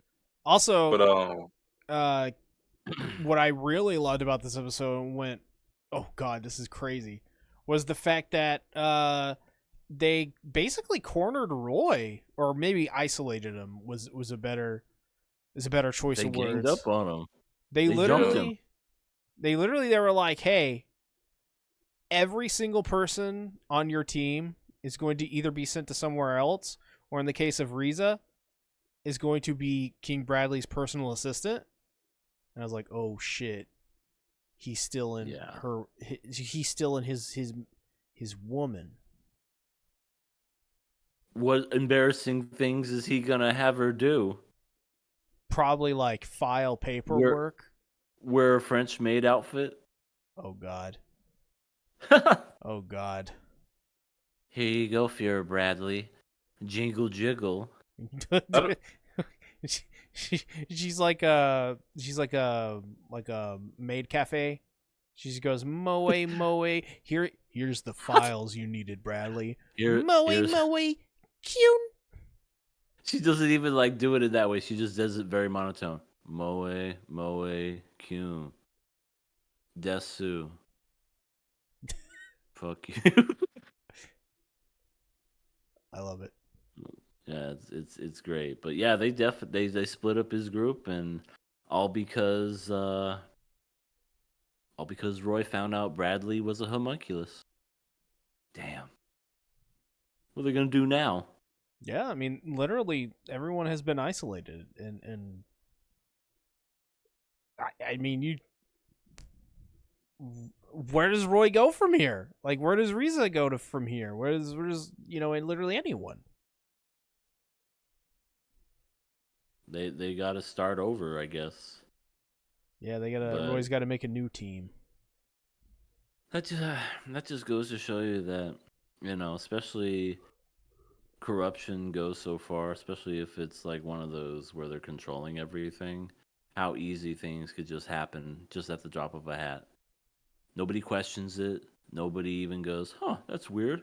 I'm being transferred out of fucking nowhere just to go to this place," but it's crazy. It's what happens when they got the corruption controlling everything. Any final thoughts on this episode or any other worth mentionable thingies? Well, it'll be interesting to see how exactly they get out of gluttony. It'll be funny if like father just gives them a Pepto Bismol or some shit. Hey, just eat this. That is Get out my hilarious. face. Father, I ate Ling, and I ate Envy too. I'm sorry. You stupid asshole. Come here. Let me get some Pepto Bismol for your stomach. Does it taste good? No, it tastes like shit. It'll make you throw up. Oh no, I don't like that. Well, I guess that's it for FMA. Let's go ahead and let's jump into Kenshin. Episode 30. Checks notes. Flips page. Checks notes. 34! We're up to 34 season episodes. 2, episode 10. Yeah, season 2, episode 10, episode 34. Guys, this was my favorite episode of the series so far. I think it was me too, because it shows Satsuki in a very nice light. Yeah, Satsuki was like I'm happy for you, man. You're married. You have a kid. Even? Yeah, I get a one-arm husband. You get a one-arm husband that surrenders. That surrenders immediately. Oh yeah, my you get a God. bunch of cats. You get cat. You're known as not even a cat person. This is like the complete opposite of me. I think the only thing that's similar is like maybe we got the same stomach. I did put on some pounds. Maybe that's it. We're like the complete opposite. I'm not even a cat person. And you get embarrassed when your husband tells you all these cute things. Yeah, says you're beautiful, Satsuki. Into your ear. Well, I'm gonna make you embarrassed. You're so handsome. And then he just smiles and then just gives a wink right back. So are you? That was actually pretty cute. I like that. Yeah, it was. I like stuff like that. Giichi and Satsuki, their relationship was like, I knew something bad was going to happen to him immediately. I was like, oh, there's no way. Actually, immediately I thought because, I don't know why I thought this actually, now that I think about it, but immediately when the Satsuki opened the door, I was like, oh, this is like Kenshin's, I don't know, sensei after the war ended or whatever. You thought that Kenshin had another life with a hottie? No, just like, hey, let me shelter you for a while and train you in the ways of... gotcha. Being, in the ways of the Kenshin. Yeah, in the ways of the Oro. He did some of those. The cats fucking tackled him and he went, oh no! Oh god. And he was out for like another day after that. Like he woke up after being out for so long. Cats tackled him and he was out for yet another day because of the cats. Yep. Freaking yeah, Satsuki, can we nominate her for MILF of the year? She is technically a mother. Well, she would count. And this would be the only time I would say Satsuki. I would nominate Satsuki for MILF of the year. This is true. Satsuki, you're gonna be a MILF. Does she have a last name? The Savage. She have a last... oh my god.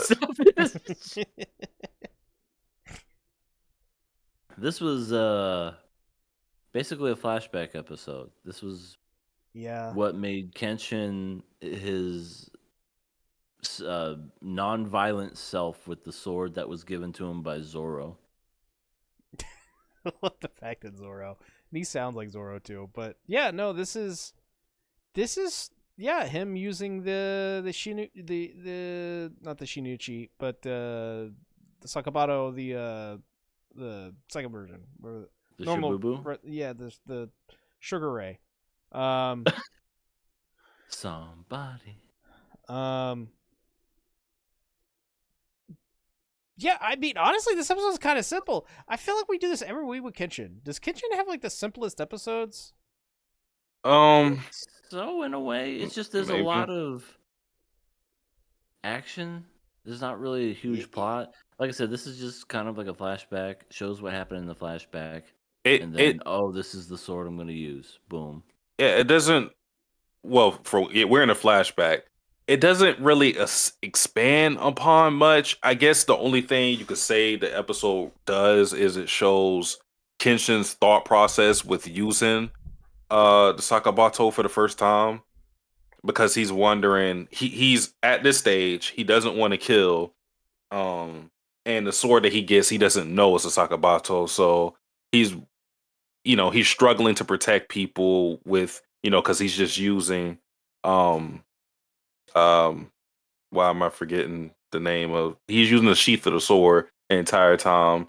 He's not able to protect people without using the blade. Then he finally unsheaths it, because I guess he's like, all right, I gotta actually do something because I'm about to die. And it's like, oh, it's kind of cool. The blade's on the other side. All right, I can use this. And he just beats the shit out of other people. So yeah, it's really just the origin of him using it. It wasn't really much other than that. I mean, yeah, I mean, it was a fun episode because Satsuki and Gichi were a cute couple, and it'd be interesting. Yeah, it'd be interesting to see um like if we ever see those characters again, which I'm not sure, because I looked the characters up and like nothing is showing up. Not a wiki page, not a manga panel. So this may be an anime original episode. Really? So Satsuki the Savage may be an anime original? No, Satsuki. That's just her name. That's it. Nothing else. Yeah, that's what I said. After that. That's crazy. Yeah. It was a wonderful episode. I just saw the name Satsuki and the guy whispering sweet nothings in the Satsuki's ear, and I'm like, I gotta save these screenshots.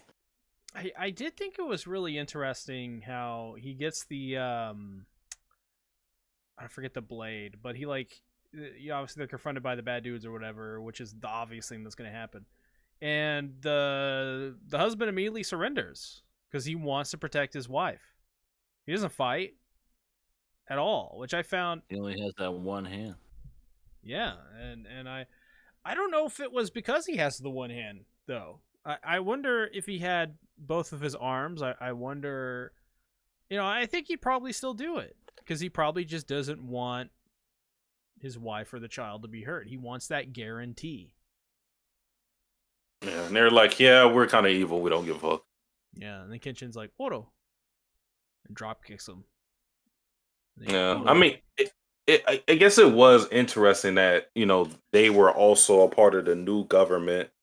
Because that was the whole story. The new government is basically hunting down the stragglers of the former shogunate. So, because they were thinking that Kenshin was one of the stragglers, because they're just like, okay, some random guy seems like he's hiding out. What exactly is he doing? And it wasn't that he was hiding out. It's just that he was done with the fighting.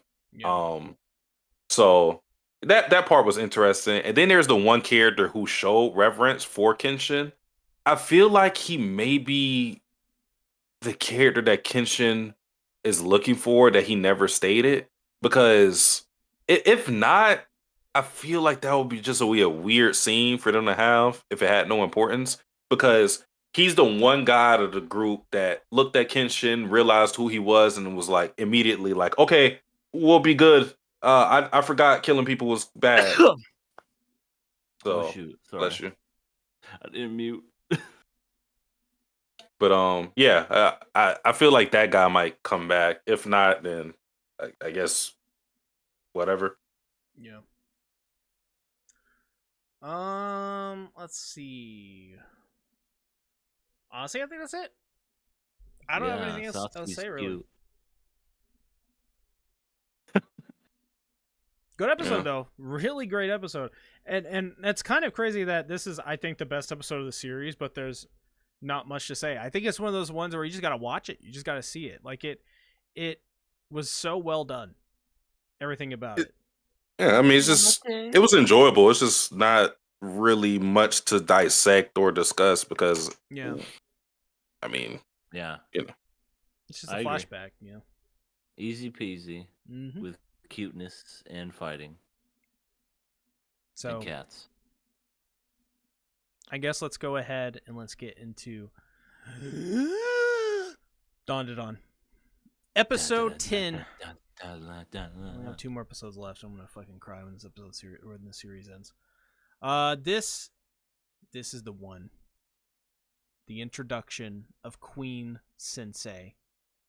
Holy crap! Greatest character of all time. Why is she so great? Is it because she whips the students into shape? I don't have to explain anything, and I refuse. I mean, do all nurses look like that in Japan? I hope. Listen. So basically, after we were asking last week, how do you even come back from this?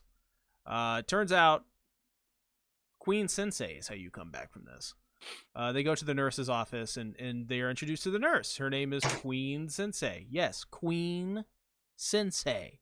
That is her name. Queen. She's just a BDSM character. I mean, that's where the queen thing comes from. Yeah, she's. Does it really? Oh yeah. She's a BDSM nurse. Huh. Like she's wearing like a nurse's. Nurses don't wear this. It looks something like kind of vaguely like what a nurse would wear. Wearing the classic like the 1930 1940s like Japanese nurse hat. Wearing the one-piece dress or whatever that's like it's hiked up for one, and then like it's so like she's not even really wearing it, honestly. She probably has like a harness under there too. Yeah, probably. Yeah. She's wearing like big boots. She's like perfect. I mean, what? She has a blackjack that she uses to club bald men. Which, by the way, I love that one of the big insults of Dandadan is calling other people baldies. That always gets me. That's not because that's happened in One Punch Man, and not directed towards Saitama. It's happened with Tatsumaki calling Genos that as well. I don't know why that's a Japanese thing, because that's not the first time I heard it. Even to people who aren't bald. Is it something with not having hair that's just really prominent to where that just digs deep in you or something? I feel like it's also like a different way of calling someone old or something. Yeah, could be. Okay, yeah, I think I can see that. But I like Queen Sensei because even though she is this domineering personality, she always tries to make sure the kids aren't bullied, and that kind of did a great job of it. Well, yeah, I mean, yeah, it's not like I mean there was bullying going on, so maybe not, but I do like that aspect of her because it's a little bit of a contrast between domineering and genuinely caring. I think that's interesting. I think that was a good introduction to her character, just because we get the zany part of her character, which I'm sure we'll see more of. But I think her questioning them on if they're getting bullied was a good show, just to actually give you a part of her character that I'm sure they'll expand more upon if we do see more of that character, because even though she's a dominatrix who's beating up this old man, it seems like she genuinely cares about the kids at the very least. No, She's like, fuck old people, but the young ones, Do you happen to know what time it is? fuck you. She's absolutely pegging that old man. Well, he's gonna die then.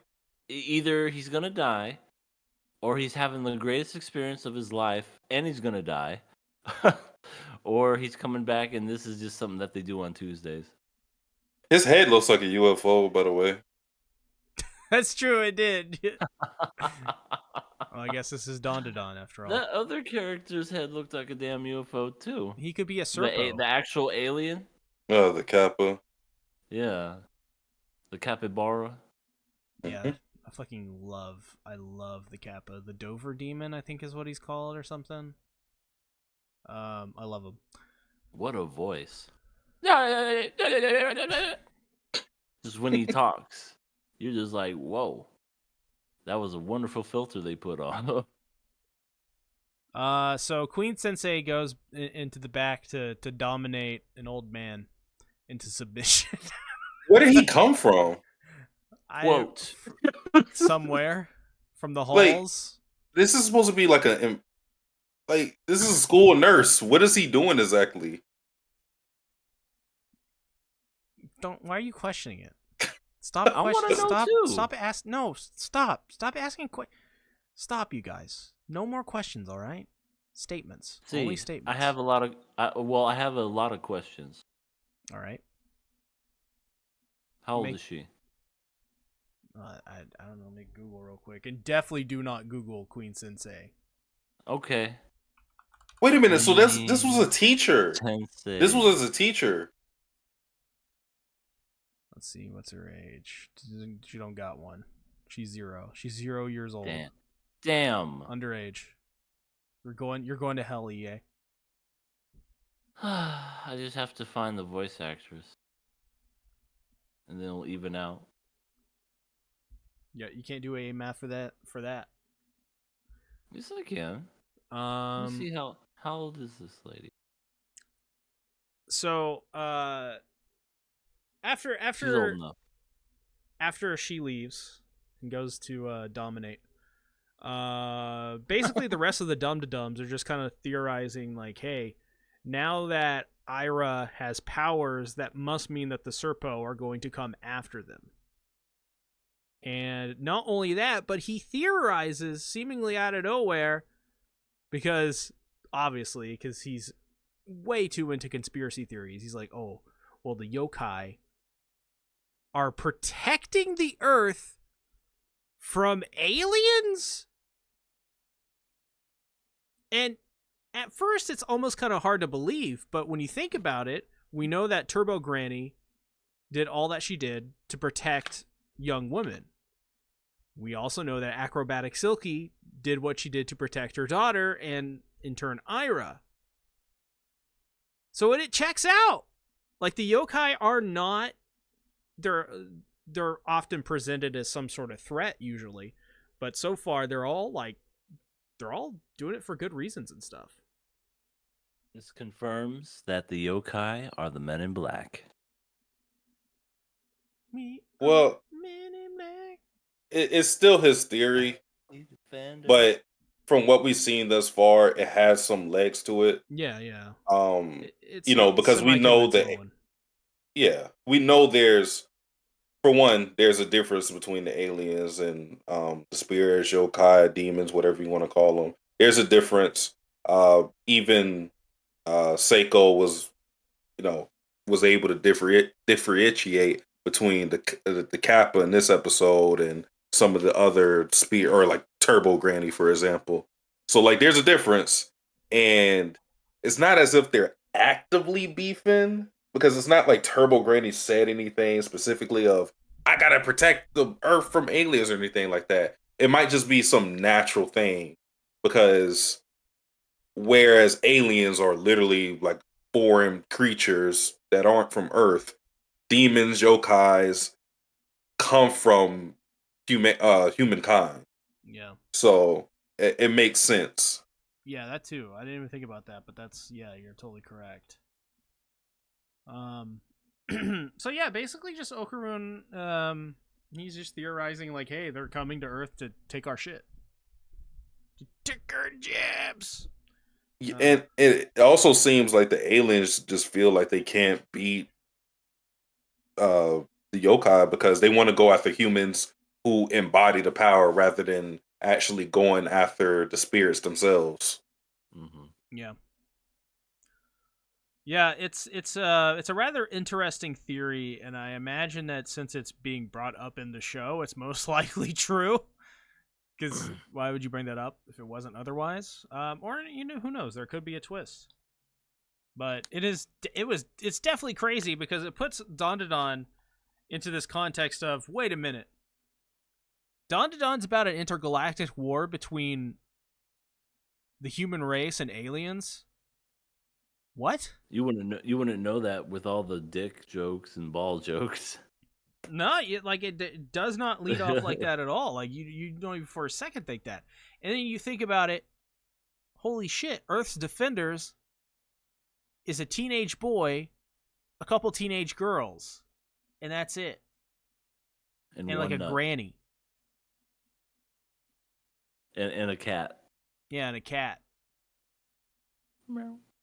That's crazy. It's Dandadan's interesting. I found out the other day that Yukino Butatsu, the guy who made Dandadan, the Turbo Granny arc was made up on the spot, all of it, and he didn't start planning until the Acrobatic Silky. Somehow that doesn't surprise me with the talk of nuts and weenies and stuff.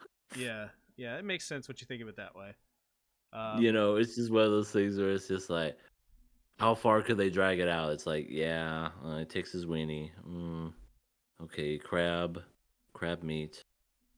Granny is old but looks hot. It just sounds like something that you just make up right on the spot. Yeah. But we gotta talk about the Kappa, because the Kappa showing back up was so funny to me because the Kappa's no. Turns out the Kappa's on hard times, y'all. The Kappa's got a kid. A little Kappa kid. We gotta address the more important elephant in the room. Oh, what's that? Satsuki. You know what I'm talking about.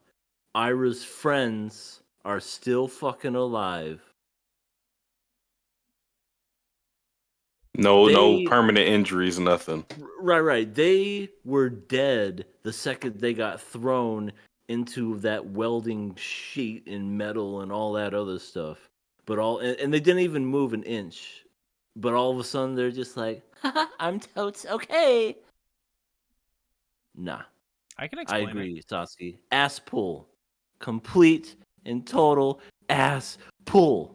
I can explain it. Well, you see, Ira was chosen by God. Therefore, she has godlike powers. And subconsciously, she chose to resurrect them from the grave 3 days after their death. She's Jesus? No, her friends are Jesus. Both of them, together. Her friends are stupid. I like how they're just like, they're like, Ira, let's do stuff for you again. Come on. Right. Let's do something. Right. We were inches away from fucking death. Let's just keep... We got you, boss. Okay. Good. They're Team Rocket. They really are. And maybe they are Team Rocket. I mean, Team Rocket survives those launches into the stratosphere. Iris is Meowth. Iris? Which one is that? Meowth? The one that talks like this, he does. Who's Iris? Yeah. What the fuck, Ira? That girl. Oh. I didn't know what you were I thought you were talking about a different character. Sorry, I mistook. My bad. That happened, and then we finally get what we have in anime that isn't used all that often, except maybe 10% of the time. Conversation. And, Okarun explained what happened with Momo. Oh, yeah. Or with Ira. I was about to say Iris again. Yeah, just And yeah. she sexually assaulted me is basically what he said. She sexually assaulted me, tried to kiss me without my consent, and then we ended up in that position. So, well, what were you doing over there? I was just trying to be cool. I wanted to impress you. I think you're cute. I love Kawaii. Momo is just like, starts to tease him. So funny. Mm-hmm. They just have such a natural chemistry. Like, I think in other anime, they would, sort of like in the last episode, like Momo would be like, pervert. What does that mean? But Momo's just like, what do you mean? Like, it's kind of And like, he's like, nudges stop him. it. Stop. Ooh, Don't touch me. Ooh, what? I'm rock hard now. Stop it. You doing it for me? You little bitch. No, don't touch. You love? You love? You Don't dumbass? do it. You don't have to name call me. You skank. But yes, I like you, and I was. Speaking of skank, they went with the story of saying that the reason why they were all naked was Momo's fault, and Momo was like, "Yeah, just go ahead and say that." Yeah, Throw me under the Momo was bus. just like, whatever. I don't. That At this just goes point, I to don't show care. you. Yeah, this just goes to show you how much she just doesn't care. Yeah. But see, Yeah. the thing happened in this episode that I thought would never happen. Wait. I had a modicum of respect for Ira. Oh, As you should. You should have already. Didn't you not already have? Oh, fuck no. I didn't have any. But when it comes to this episode in particular and what she did at the end, applause. Absolute applause. She could have just kept with it because all of her friends were like, yeah, Momo, that's skank. Momo, this, boo boo. She's a terrible person. She could have kept her mouth shut. And she didn't do it. She said, I started those rumors. And then got up and walked out. And it wasn't good for you, Ira. Good for you. It wasn't a YouTube apology. It wasn't a I'm sorry that you're offended. It was literally just like I did it. She didn't go in front of a YouTube camera with no makeup on or anything and just okay. What is Satsuki doing? Well, I don't know. That's the YouTube apology. You never seen that one? Oh, no, what is that? I gotta show you it. There was this woman who was apologizing. I forgot what she. Oh no. She sexually assaulted this guy who was sleeping or something, and her apology was this interpretive dance. That was one of the worst things I ever saw. That's like making a mockery of an apology within itself. I'll link you it. I take it she didn't get very good reactions to that. It's probably not even on YouTube anymore, but I could definitely. Okay. That one's bad, and then the I don't remember her name, but the ukulele girl. Oh yeah. My girlfriend showed me that. That one was fucking awful. But yeah, there you go. See, Ira had my respect this episode. Yeah, she's best girl. So she's not best girl, but she just had my respect in that moment. You'll come around. We all do eventually. Is that it? There's a fucking cult of Ira or something? There is. There really is. They're there. They exist. And they will not let you. They will not let you be. They will swallow you whole. But yeah, so the Kappa's back, and it turns out he's a dad in need of help. This poor little Kappa has a poor little child. Turns out they have some sort of disease from their home planet where they're basically they shit out their blood and they die. So they need blood transfusions. So Seiko notices smelling some of the bandages that, wow, they smell really bad, but they smell similar to milk. Turns out their blood is, or no, their cure rather is cow's milk. So at the end of the episode, Seiko is like, "Hey, Kappa, don't worry, I know some people." And gives him a cow. And they beam it up into the spaceship and fly away as they all look in awe. And Ira's like, "Don't remember, I'm Earth's savior." Dude, this is one of the scenes, besides the Ira confession scene or whatever. Well, not the confession scene, but the owning up to the whatever scene.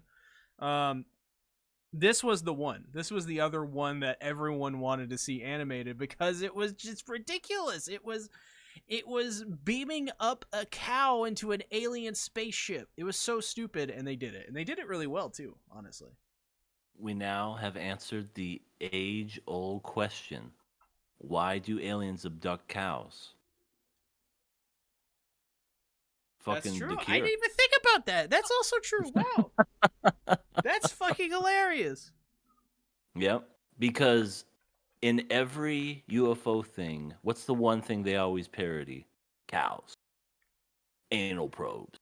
I don't know. We got a lot of that, for sure. Yeah, for sure. But cows and UFOs go together like peas and carrots. You know, it's just one of those things. And the cow was getting abducted. And when I saw it and I saw that image, I was like, they answered the age-old question. UFOs love cows because they have the cure.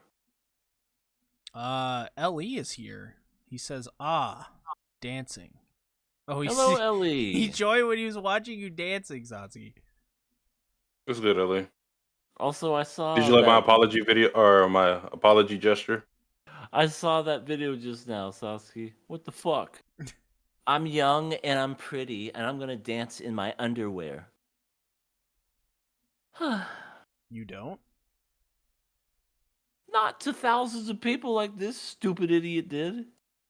Yeah, man, you're missing out. Yeah, that was an apology, Ellie. But at the very This is my apology bag. At the very end, when they're having their big ol' feast, they get a knock on the door. Remember what happened last time? They got a knock on their door. Got a knock on their door. They were attacked by an alien. And I guess you could say they were attacked by an alien again because, or something.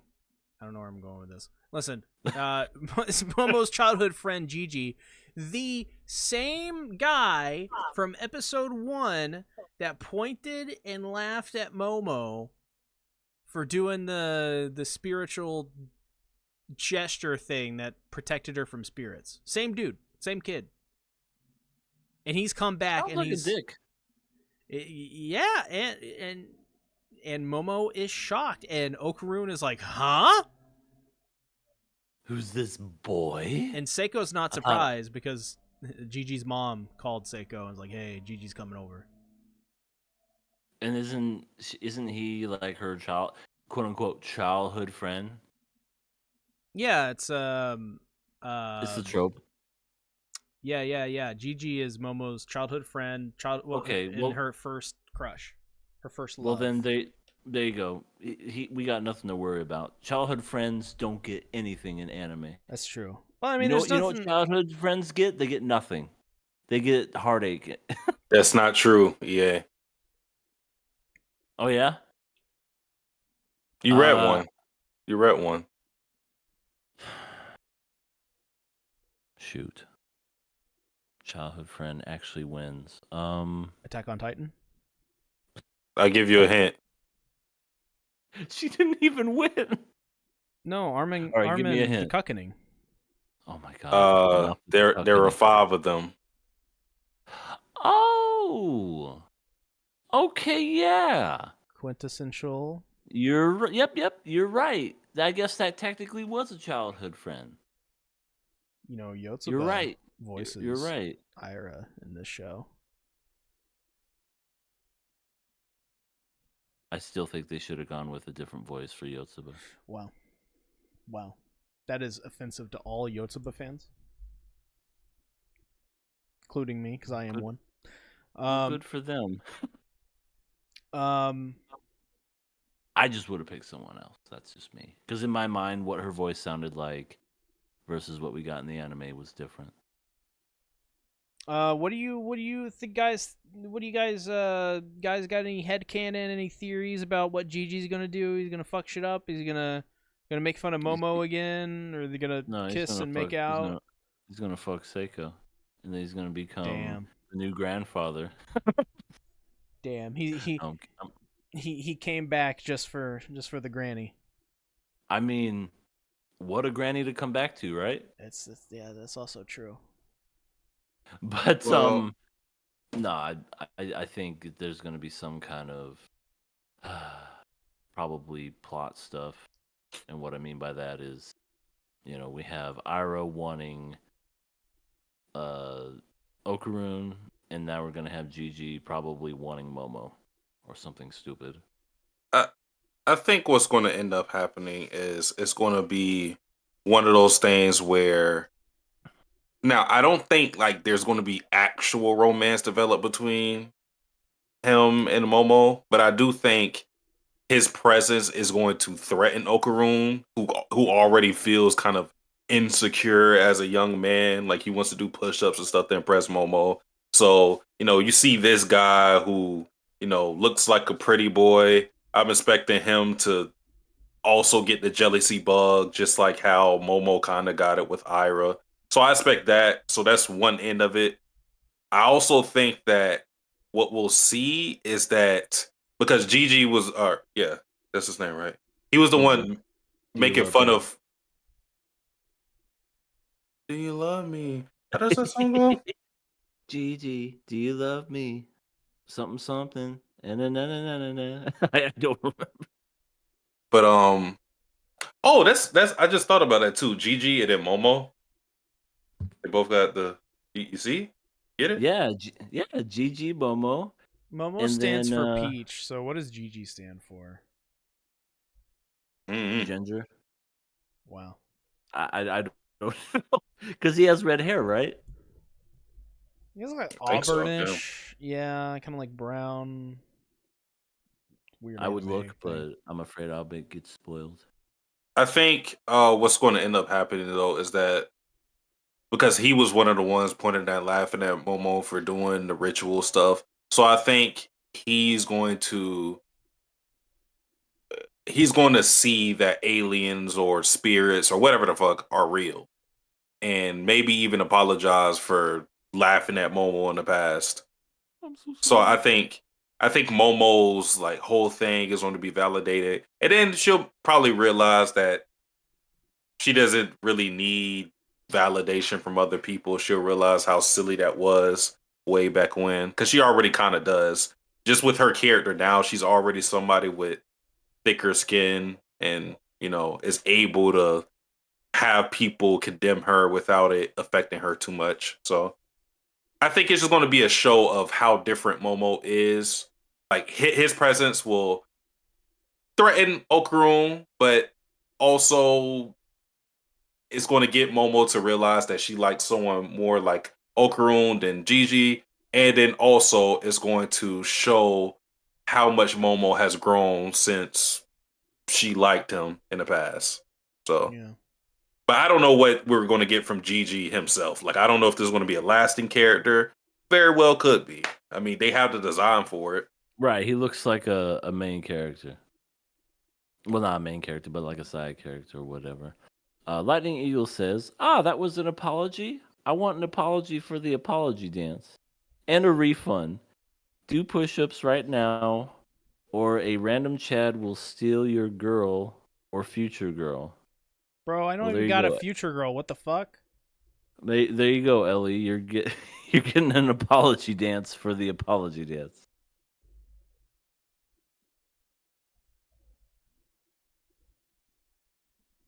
That was deep. Yeah, I really felt that one. That's what she said.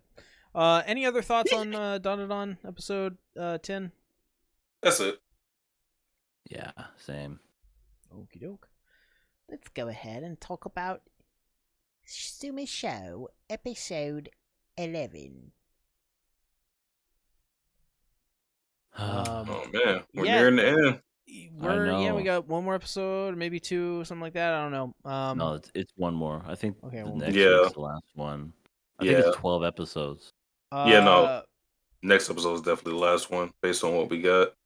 this was really a my focused episode to wrap up her character, and kind of messy, really messy episode. Definitely felt like they just kind of needed to go, all right, we need to get to the point now because we're only budgeted for 12 episodes and there's no way this is getting to season 2.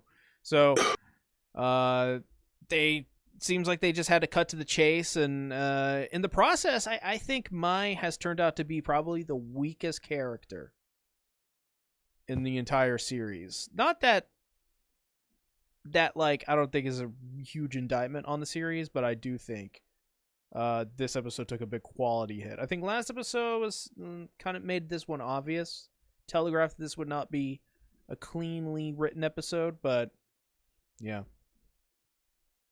the weakest one I think so far for me. But what do you guys think?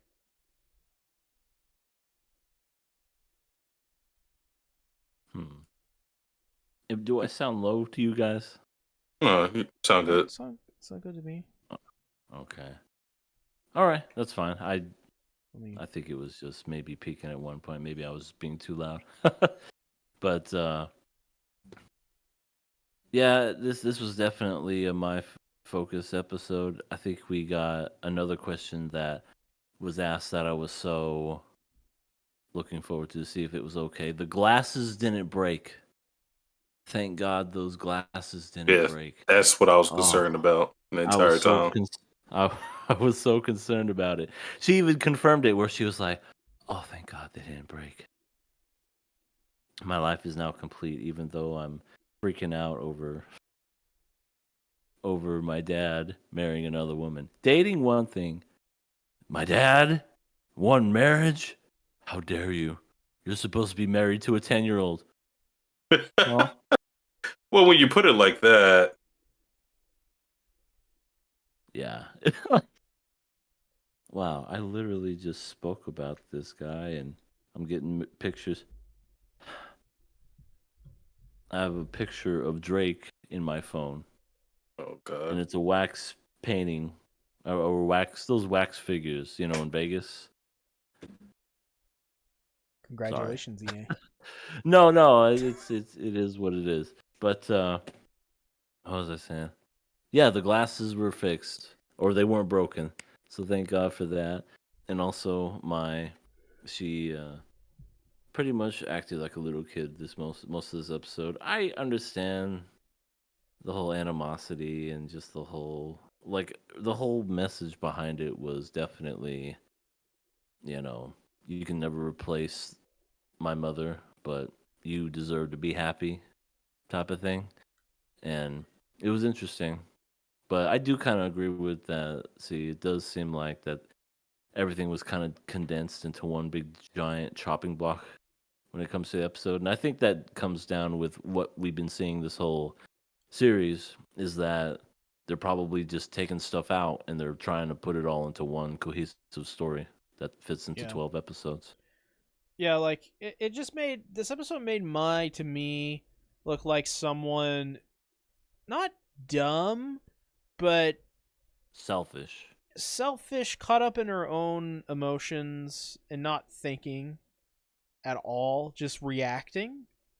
And people definitely do react a lot, but I feel like in this situation, realistically, someone her age who's, by the way, getting married, she's an adult. I don't think an adult would behave this way. Like, she's not even going to live with her dad for the rest of her life. She's going to live with Renji, a character we kind of know some about, but not really. He's just a dude. So, like, she's going to move in with him. They're going to have, like, a whole life together. Why can't your dad have his own? Like, it's a little frustrating. She's too young. She's too close to my age. I don't want that, Dad. Which, I mean, I can understand that. I don't know if she were younger, but like she's a grown woman. Come on. She's like in her 30s. She's good. She can marry anyone she wants. And yeah, I think it's all because of the pacing that made it seem, because they had to cut out so much, probably so much context to get to this point with this episode. So yeah, it made Mai look like she was a little bit of a little kid, little child, little baby, you know. Well, I'll say for me, I thought this episode was going to be bad for me considering where we left off in the episode, but I actually ended up enjoying this episode. I thought, for one, I already knew like what Mai said in this episode we were going to get, given what we got, the shock on her face when when Keisuke said what he said with Moria, we're getting married and all of that. I'm pretty sure I already said it last podcast, but Mai's pretty much emotionally stunted. I mean, as is Keisuke with their mother's death, or with her mother's death, and then with his wife's death. And I don't think they ever properly grieved, because they were stagnant for 10 years after her death. So whenever the miracle happens and she thinks she came back, I think it's very intentional that she's kind of childlike in, some of the things she says and how she's acting out, because it's like, I mean, when she died initially, I think she was a teenager when she died. I'm not entirely sure. So. I think she was a teenager. Yeah, but she's obviously grown since then, but it was due to her mother helping her out, and that's why I think that's why she didn't want to let go, because she attributes most of her growth to her mother. It's like, it's almost as if she died when her mom died too, because they were just kind of, both of them, her and Keisuke, were kind of just living life while on autopilot. They weren't really living.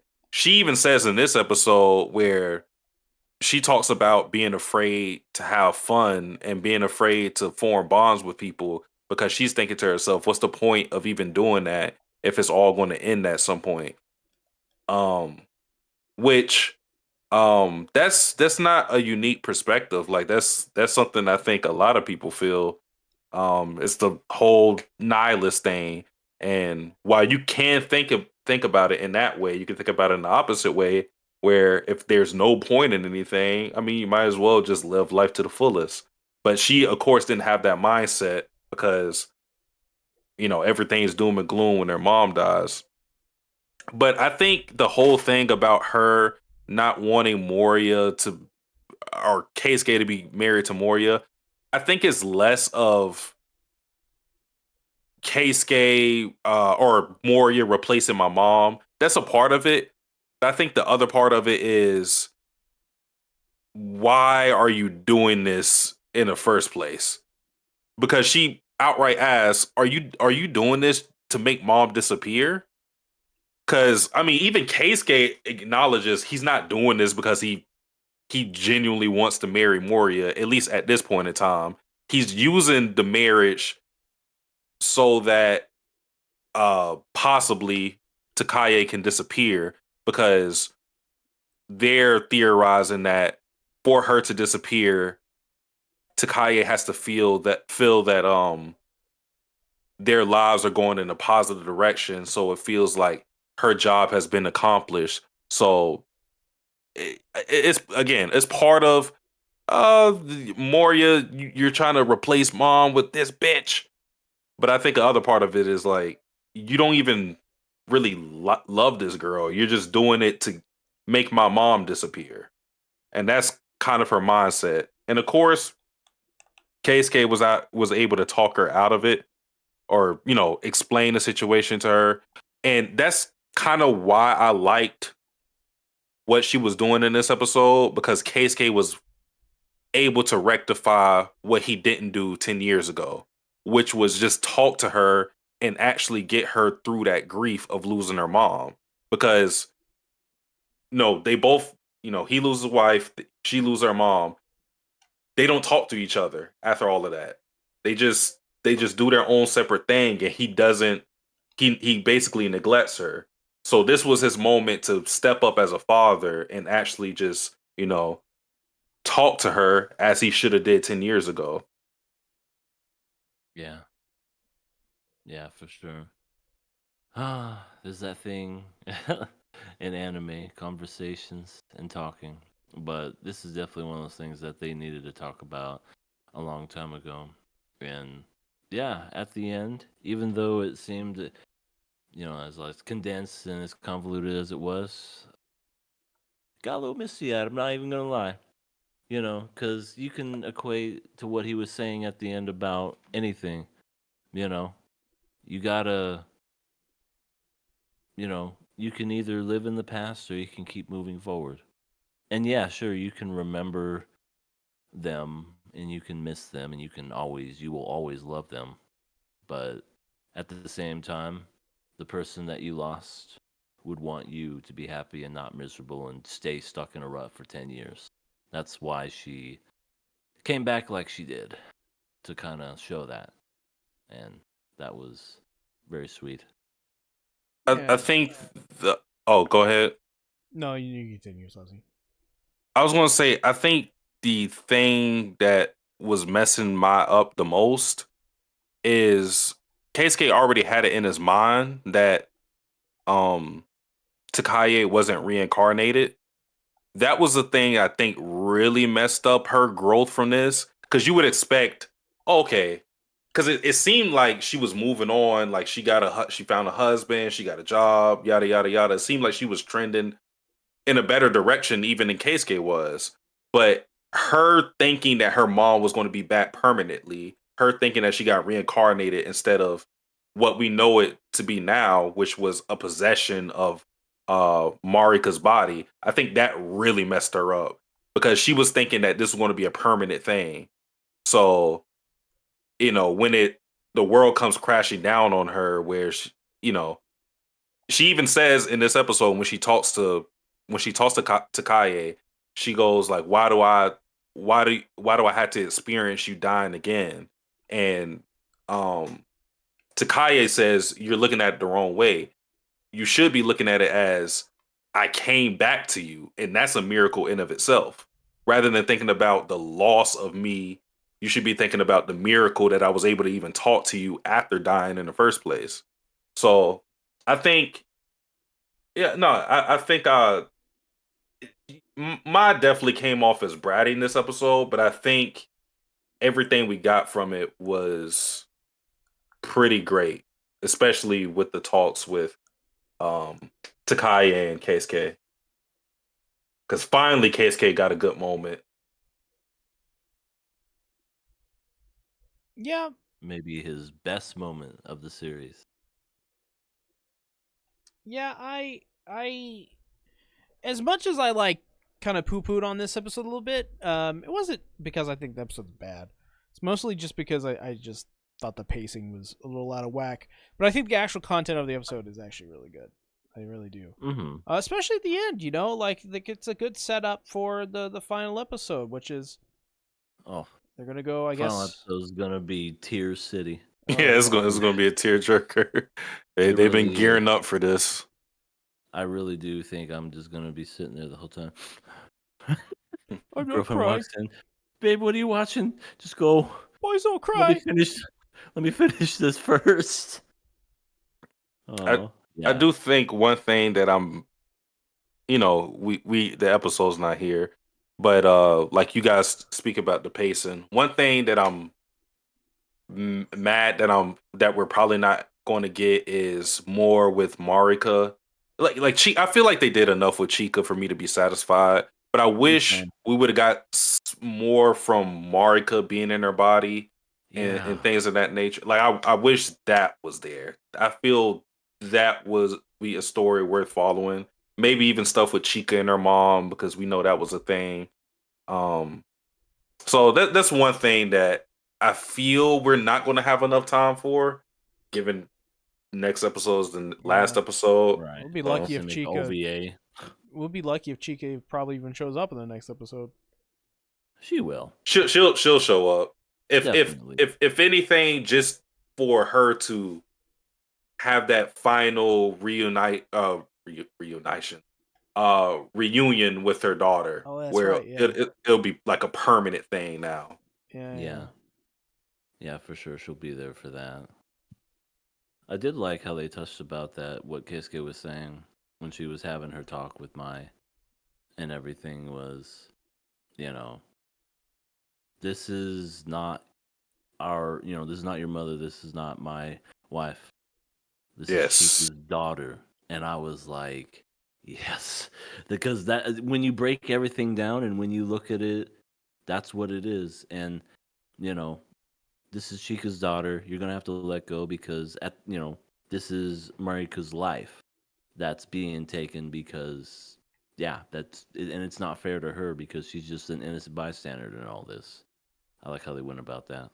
It was really a good moment too, and that's why I say I feel like that's probably his best moment in the series because he really is able to put it in perspective where he goes like I'm thinking that he's saying how Takai is basically stealing a life away from Marika, and he's like, as a father, I wouldn't want you, my daughter, to lose a minute or even a second of your life. Like, imagine if that happened to you, where somebody's possessing your body, and I don't have my daughter anymore.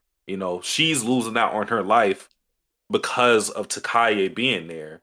So, as much as it hurts, you're hurting somebody else with you being selfish and wanting your mother to stay here forever. Yeah. Yeah, at the end of the day, I guess the way that she kind of or the way that he kind of put everything together was that she's gone.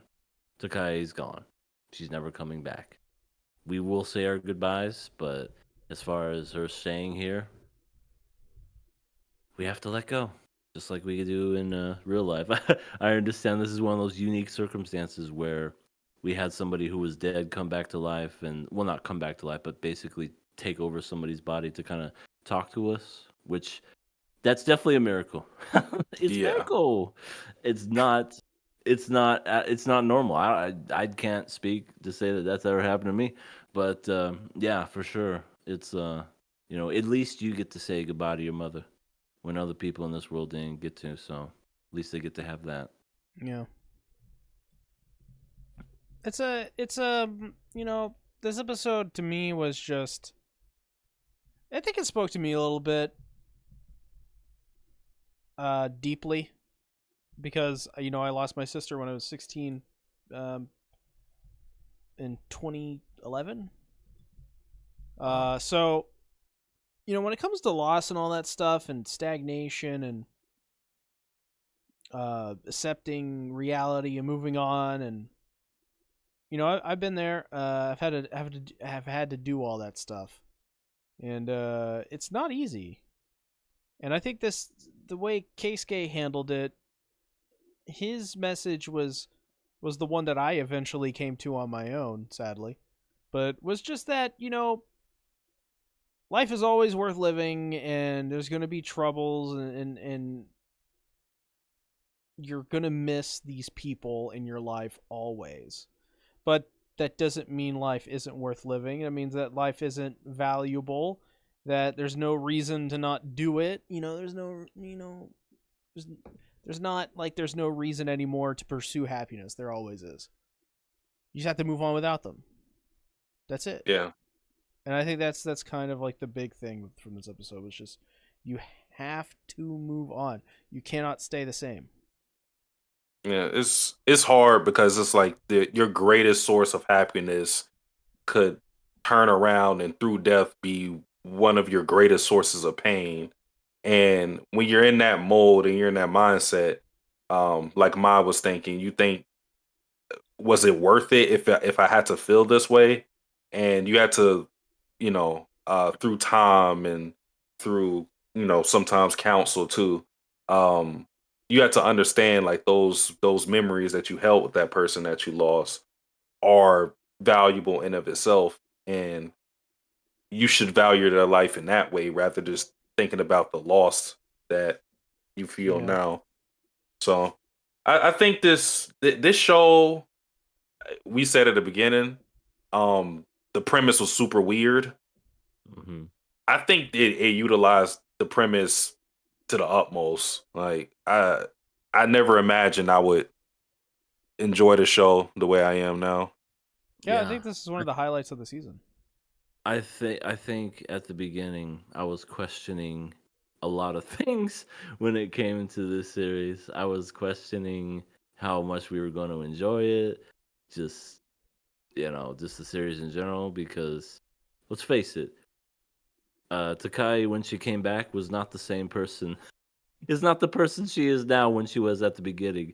It was very much gaggy, kind of comedy esque when it came to the series, and I was just like, I don't know, kind of weird, but it's hitting its stride, and I think it's definitely one of the more unexpected series. I know for a fact, if it wasn't for this KOA, I never would have watched it. Oh yeah, I never would have given this the time of day because I would have looked at the title and said, creepy ass show. I actually kind of want to read it. Not gonna lie, just because I can. Looking back now that I know it's like a billion volumes, I can see what they cut out, and I can see like what the manga has that this just does not. And if this is as good as it is, then I think with all the the actual rest of the story, I think this should be a good decent read, honestly. Let's see if it doesn't fumble at the end. If it's one of those Midori days where, Renji doesn't even say I love you. Oh my god. But in the manga, it's very much there, and it's like, why didn't you put that in the fucking anime? That's like super important. I'm actually surprised at how, because the manga's 14 volumes. I'm actually surprised at how, because obviously they cut stuff out, but I'm surprised at how the story is still going to end very cohesively. Like this doesn't.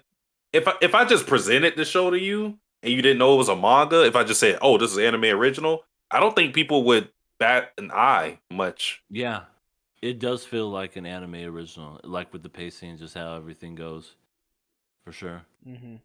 Yeah. Yeah, it feels like NegaPosi Angler. Uh-oh. The next episode or the next series that we're going to talk about? Just in terms of the pacing. Oh, I thought that was a transition. Oh no. Well, okay, yes. Are we done? Are we done here? Yeah, I think so. Yeah, that was totally me, transitioning into. I thought that's what it was. It's a NegaPosi Angler, not totally kind of. Yeah. Let's talk about episode 10, guys. Whoa, you get him, Sid. Yeah. Let's talk about it. Let's see. Really got him. We're gonna have drum roll. What notes do we have? Nothing. We got nothing, but that's okay because I think we can riff off this pretty well. This series is drawing to its end, and in this particular episode, we're finally talking about the goddamn elephant in the room. The plot. The plot. Not even the elephant in the room. We're talking about the story, the plot. The fish in the room. We're finally touching on his brain tumor. Yeah, I'm a tumor. Yeah, we finally reached the going at the end of the second act of a movie where the friends fall out. We're getting to that part. Yeah, pretty much. That's what happened. It's they love each other. They just don't know it yet, and they got very physical and emotional with each other. If that's not love, I don't know what it is. Yeah, it really, honestly, yeah. These guys. It's crazy to say they're roommates, and they've been like, how long have they been living together? Like, what do they say? Like 6 months or something like that? I think it's been. I think it's been A little Almost longer a than year? that. Yeah. Yeah, I think they Yeah, said I it think was so. almost a year. Okay, so yeah, almost a year. And they've built quite a strong bond with one another. And like I know we joke about Takaaki and Hiro, getting it on, which they should. But they really do. They really do love each other, like deeply. They care for one another in a familial kind of way, honestly. Like they're I, close. I definitely think Takaaki looks at him as a little brother. And I Yeah. think that's the conflict with this episode in particular. Mm-hmm. Yeah, that's also in turn what kind of hurts Hiro's feelings is because of their closeness, and it's like he's like, can you really say that, like, we're friends and like you care about me when you're running away from your problems? I think it was a little melodramatic, but Yeah, after he destroyed his apartment, just a yeah, little melodramatic.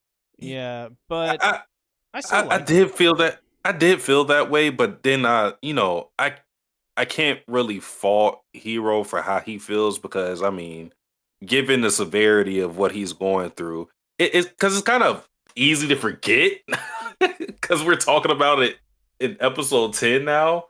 It's easy to forget that he even had that illness. But it's like, yeah, man, you get told that you have 2 years to live, and someone's on your ass like, oh, you need to get the checkup, you need to get checkup.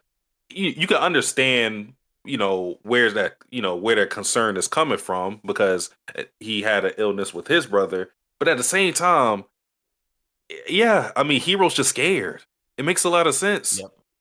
That's what it comes down to. He's just afraid, and he's lashing out and taking it out on people. Yeah, I mean, it's a serious thing. Like he's afraid to hear, because a 2 years thing is just a window of time. You never know for sure. For all he knows, he might have even less time than he thinks. So he's Yeah, he just could wake up afraid. and just be dead the next day. Yeah, He even and mentioned that.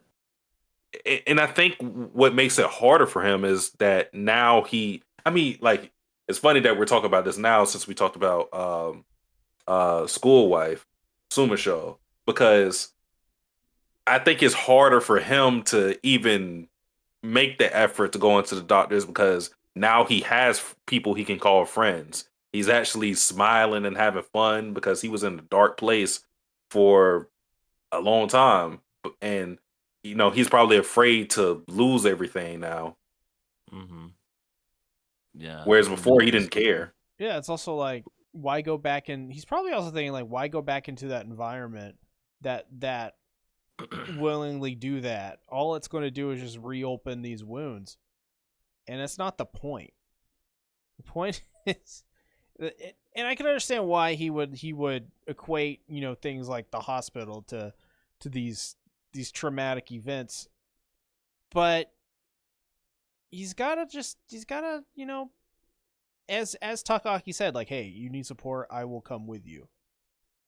Like, he just needs stability and support. That's really what Hiro needs the most, I think. Is that. And I think that's what this entire group has given him. And I think it's that, and that's the conflict he's dealing with right now. It's like, I found this group, this is amazing. And he doesn't want to believe it. He keeps putting it off. He's like, no, I don't think I really have a brain tumor, even though he had the X-ray. He's in denial because it's not even, if you think about it, it's not really that the brain tumor necessarily is the biggest issue. It's a confluence of so many different issues. It's the brain tumor and the anxiety and the depression and his shitty dynamic with his family and the hospital bills, and the gambling and all that and whatever, and the loan sharks, and it's just all these things. It's just dragging him back when he wants to move forward and stay with these his fishing buddies. And he can't do that when he's stuck in the past dealing with all this shit. So of course he's frustrated and angry, but he's also very young. He's very childish. It's really weird. Hana is probably one of the more childish characters of the series, and I would say in this episode specifically, at least in this one aspect, Hiro I think is maybe more of the child in this. He's more emotionally vulnerable, and you get the sense that he's had a lot of troubles in his life beyond what we saw at the beginning of the series. Of course, seems like he's never had anything really good going for him. It kind of sucks. How this episode caught the big fish and just stunned it on the other two. Just did the.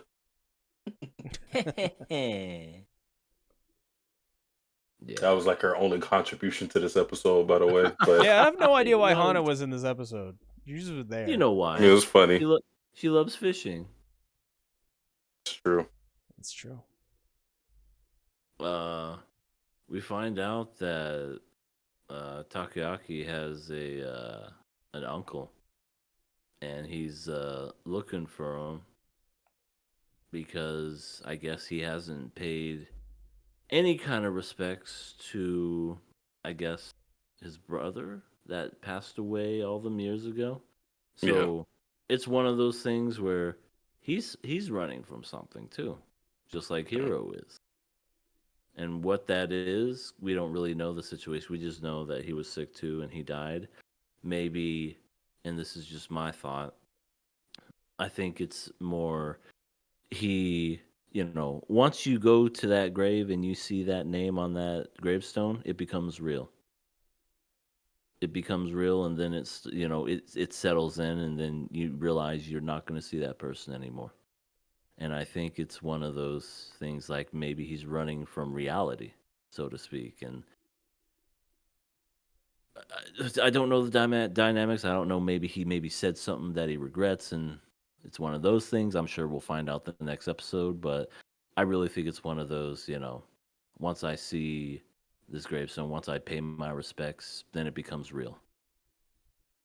It makes you look at his relationship with Hiro in retrospect. Like maybe he was trying to replace his little brother with Hiro in a way. Maybe that's why he was so quick to accept him in his home, because he was looking for that relationship again, especially because we find out like his brother just died 3 years ago, so it's not like it was that long.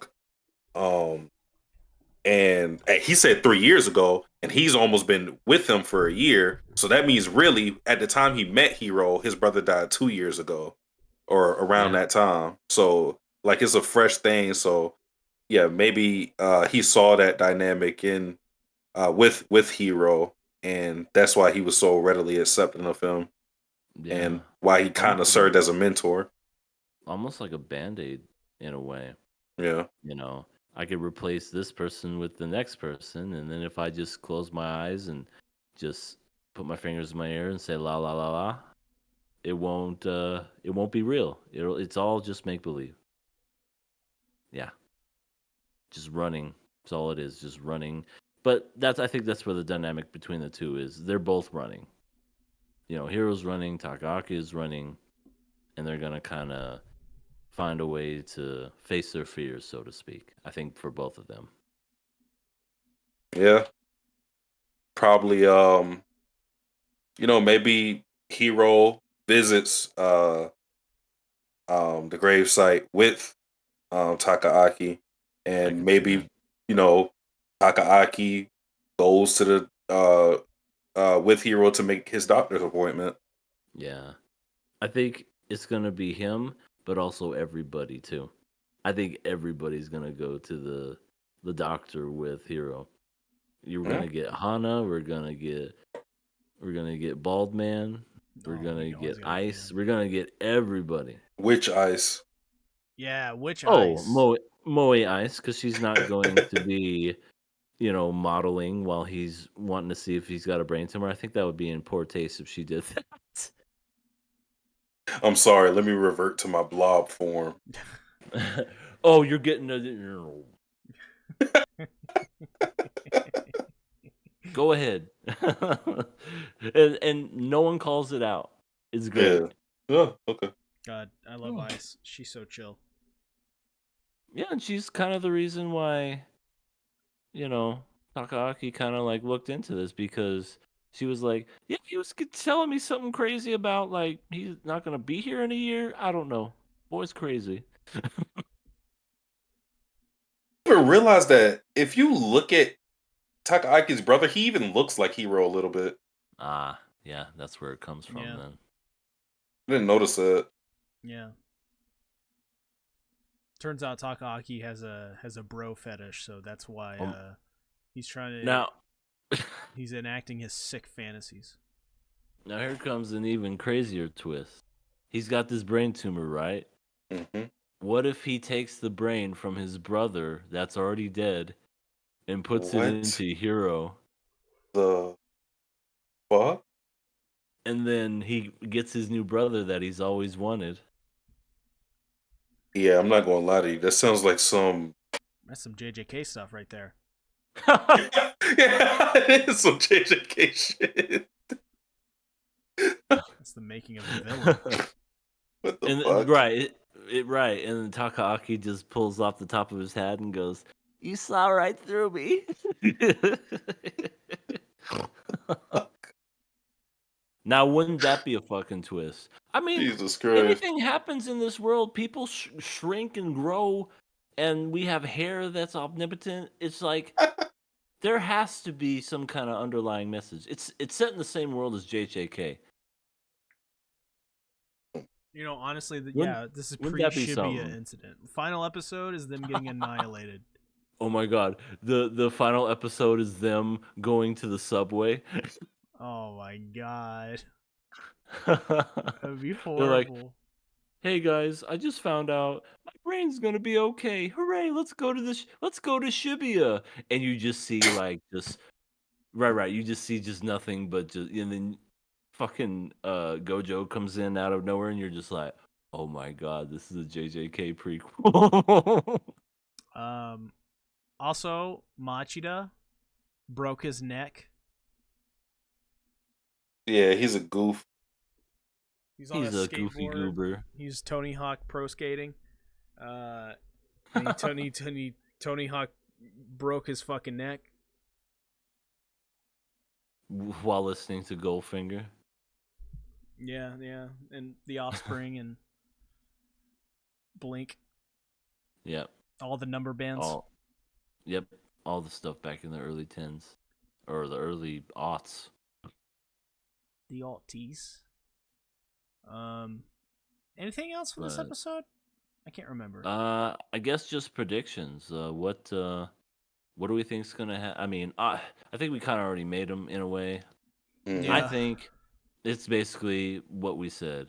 He gonna meet him there. They're all gonna say, "Get your brain checked," and bada bing, bada boom. Hold they're hands, gonna sing fish. a song. They all transform into their animal forms. Takaaki takes Hiro's hands and puts him up against the wall like this. Kabedan. And then, yeah, and before you know, it's like, I never looked and saw and noticed. You're really handsome. Your lips taste like fish, Hiro. They get closer and closer. Hana's in the background taking off as her alien hair returns to its home world. Yeah. Yeah, before they kiss, one of them just gets swallowed by a blue mass. It's Machida, of course. It's got to be.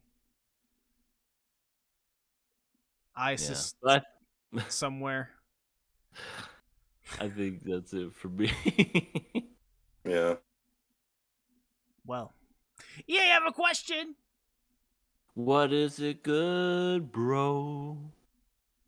Where are they gonna find you? You can find me at my channel, Everything Animated, where I have over 600 subscribers. It's not much, but hey, I do appreciate every sub that I get. I appreciate you all together. I want to try to do videos again. I know I always say this, and I know I always break people's hearts. It's almost going to be 2025 here pretty soon. I think I want to do a New Year's resolution. Actually, I'll start small. I'll do one video a month. At least one. That way I could say, It's 12 a boom, I year. did it. And there it is. And if I have the wherewithal to like do more, then I could do more. So I think January, I'm going to try it, at least experiment and do it all over again. Because I do need to put some stuff out. It's been so long. And I feel like there's so many things to talk about now. So yeah, so you can meet me there. I did put in the chat the Blue Sky for not everything animated, for King of Anime podcast, where where we go live. Also, we have a Patreon where you can support us. Only $1 stinking. You can support us, and we have additional content there for you. We should have something soon. I know we haven't really discussed it, but I feel like we should. Just like a nice little Christmas present or something. Yeah, we gotta do a Hawk 2 episode. Oh god. We're not gonna do that. Yeah. We're not gonna do that. Spit on that Don't thing. listen to C. Don't listen to C. Also, thank you so much for the subscriptions to this channel. We're at 557 subscribers Hell at yeah. the King of A Anime podcast. So, really appreciate y'all. We're still looking to get to 1,000. I think by 2025 we'll definitely be there. We'll be able to not only get, super chats like we have been now, but we can actually monetize all of our videos, which is something I'm looking forward to as well. So, yeah, if you're new here, definitely subscribe. That's it from me. Satsuki. It's me. You can find me on my main channel, Sasuke the Savage, YouTube, Sasuke the Savage, that's with a DA, not a THE. On Twitch, where I play plethora games. Right now, I'm playing Metaphor. Almost done with Fire Emblem, Three Houses, the Blue Lions route. Hey. Very intriguing. I think I'm going to get back to Ace Attorney very soon. Part of the trilogy. I want to drop a video before the year ends on one of my favorite characters, Kakaguri. So hopefully I can get that done, because I gotta actually start working on it again. Haven't had the time. But yeah, I mean, I guess you'll see it if I do it. But yeah, I think that's all I gotta say. Well, thank you, Satsuki. Today I put out a video on the new Dandadan chapter. Tomorrow, new video on the new Chainsaw Man chapter, which should be certifiably insane based off the recent happenings. And this Thursday, main channel, Dandadan, new anime episode 11. And then hopefully this Friday, you guys are going to start seeing some FMA Brotherhood videos on the main or on the KOA channel. So that should be a lot of fun. Finally getting those done, getting those out. It's going to be great. I'm going to cry, going to die, going to fly. I can't think of anything else to rhyme. But yeah, thanks everyone for all your support, and can't wait to hop in here next week. Talk about some more anime. See y'all next week. Bye-bye. Johnny? Later.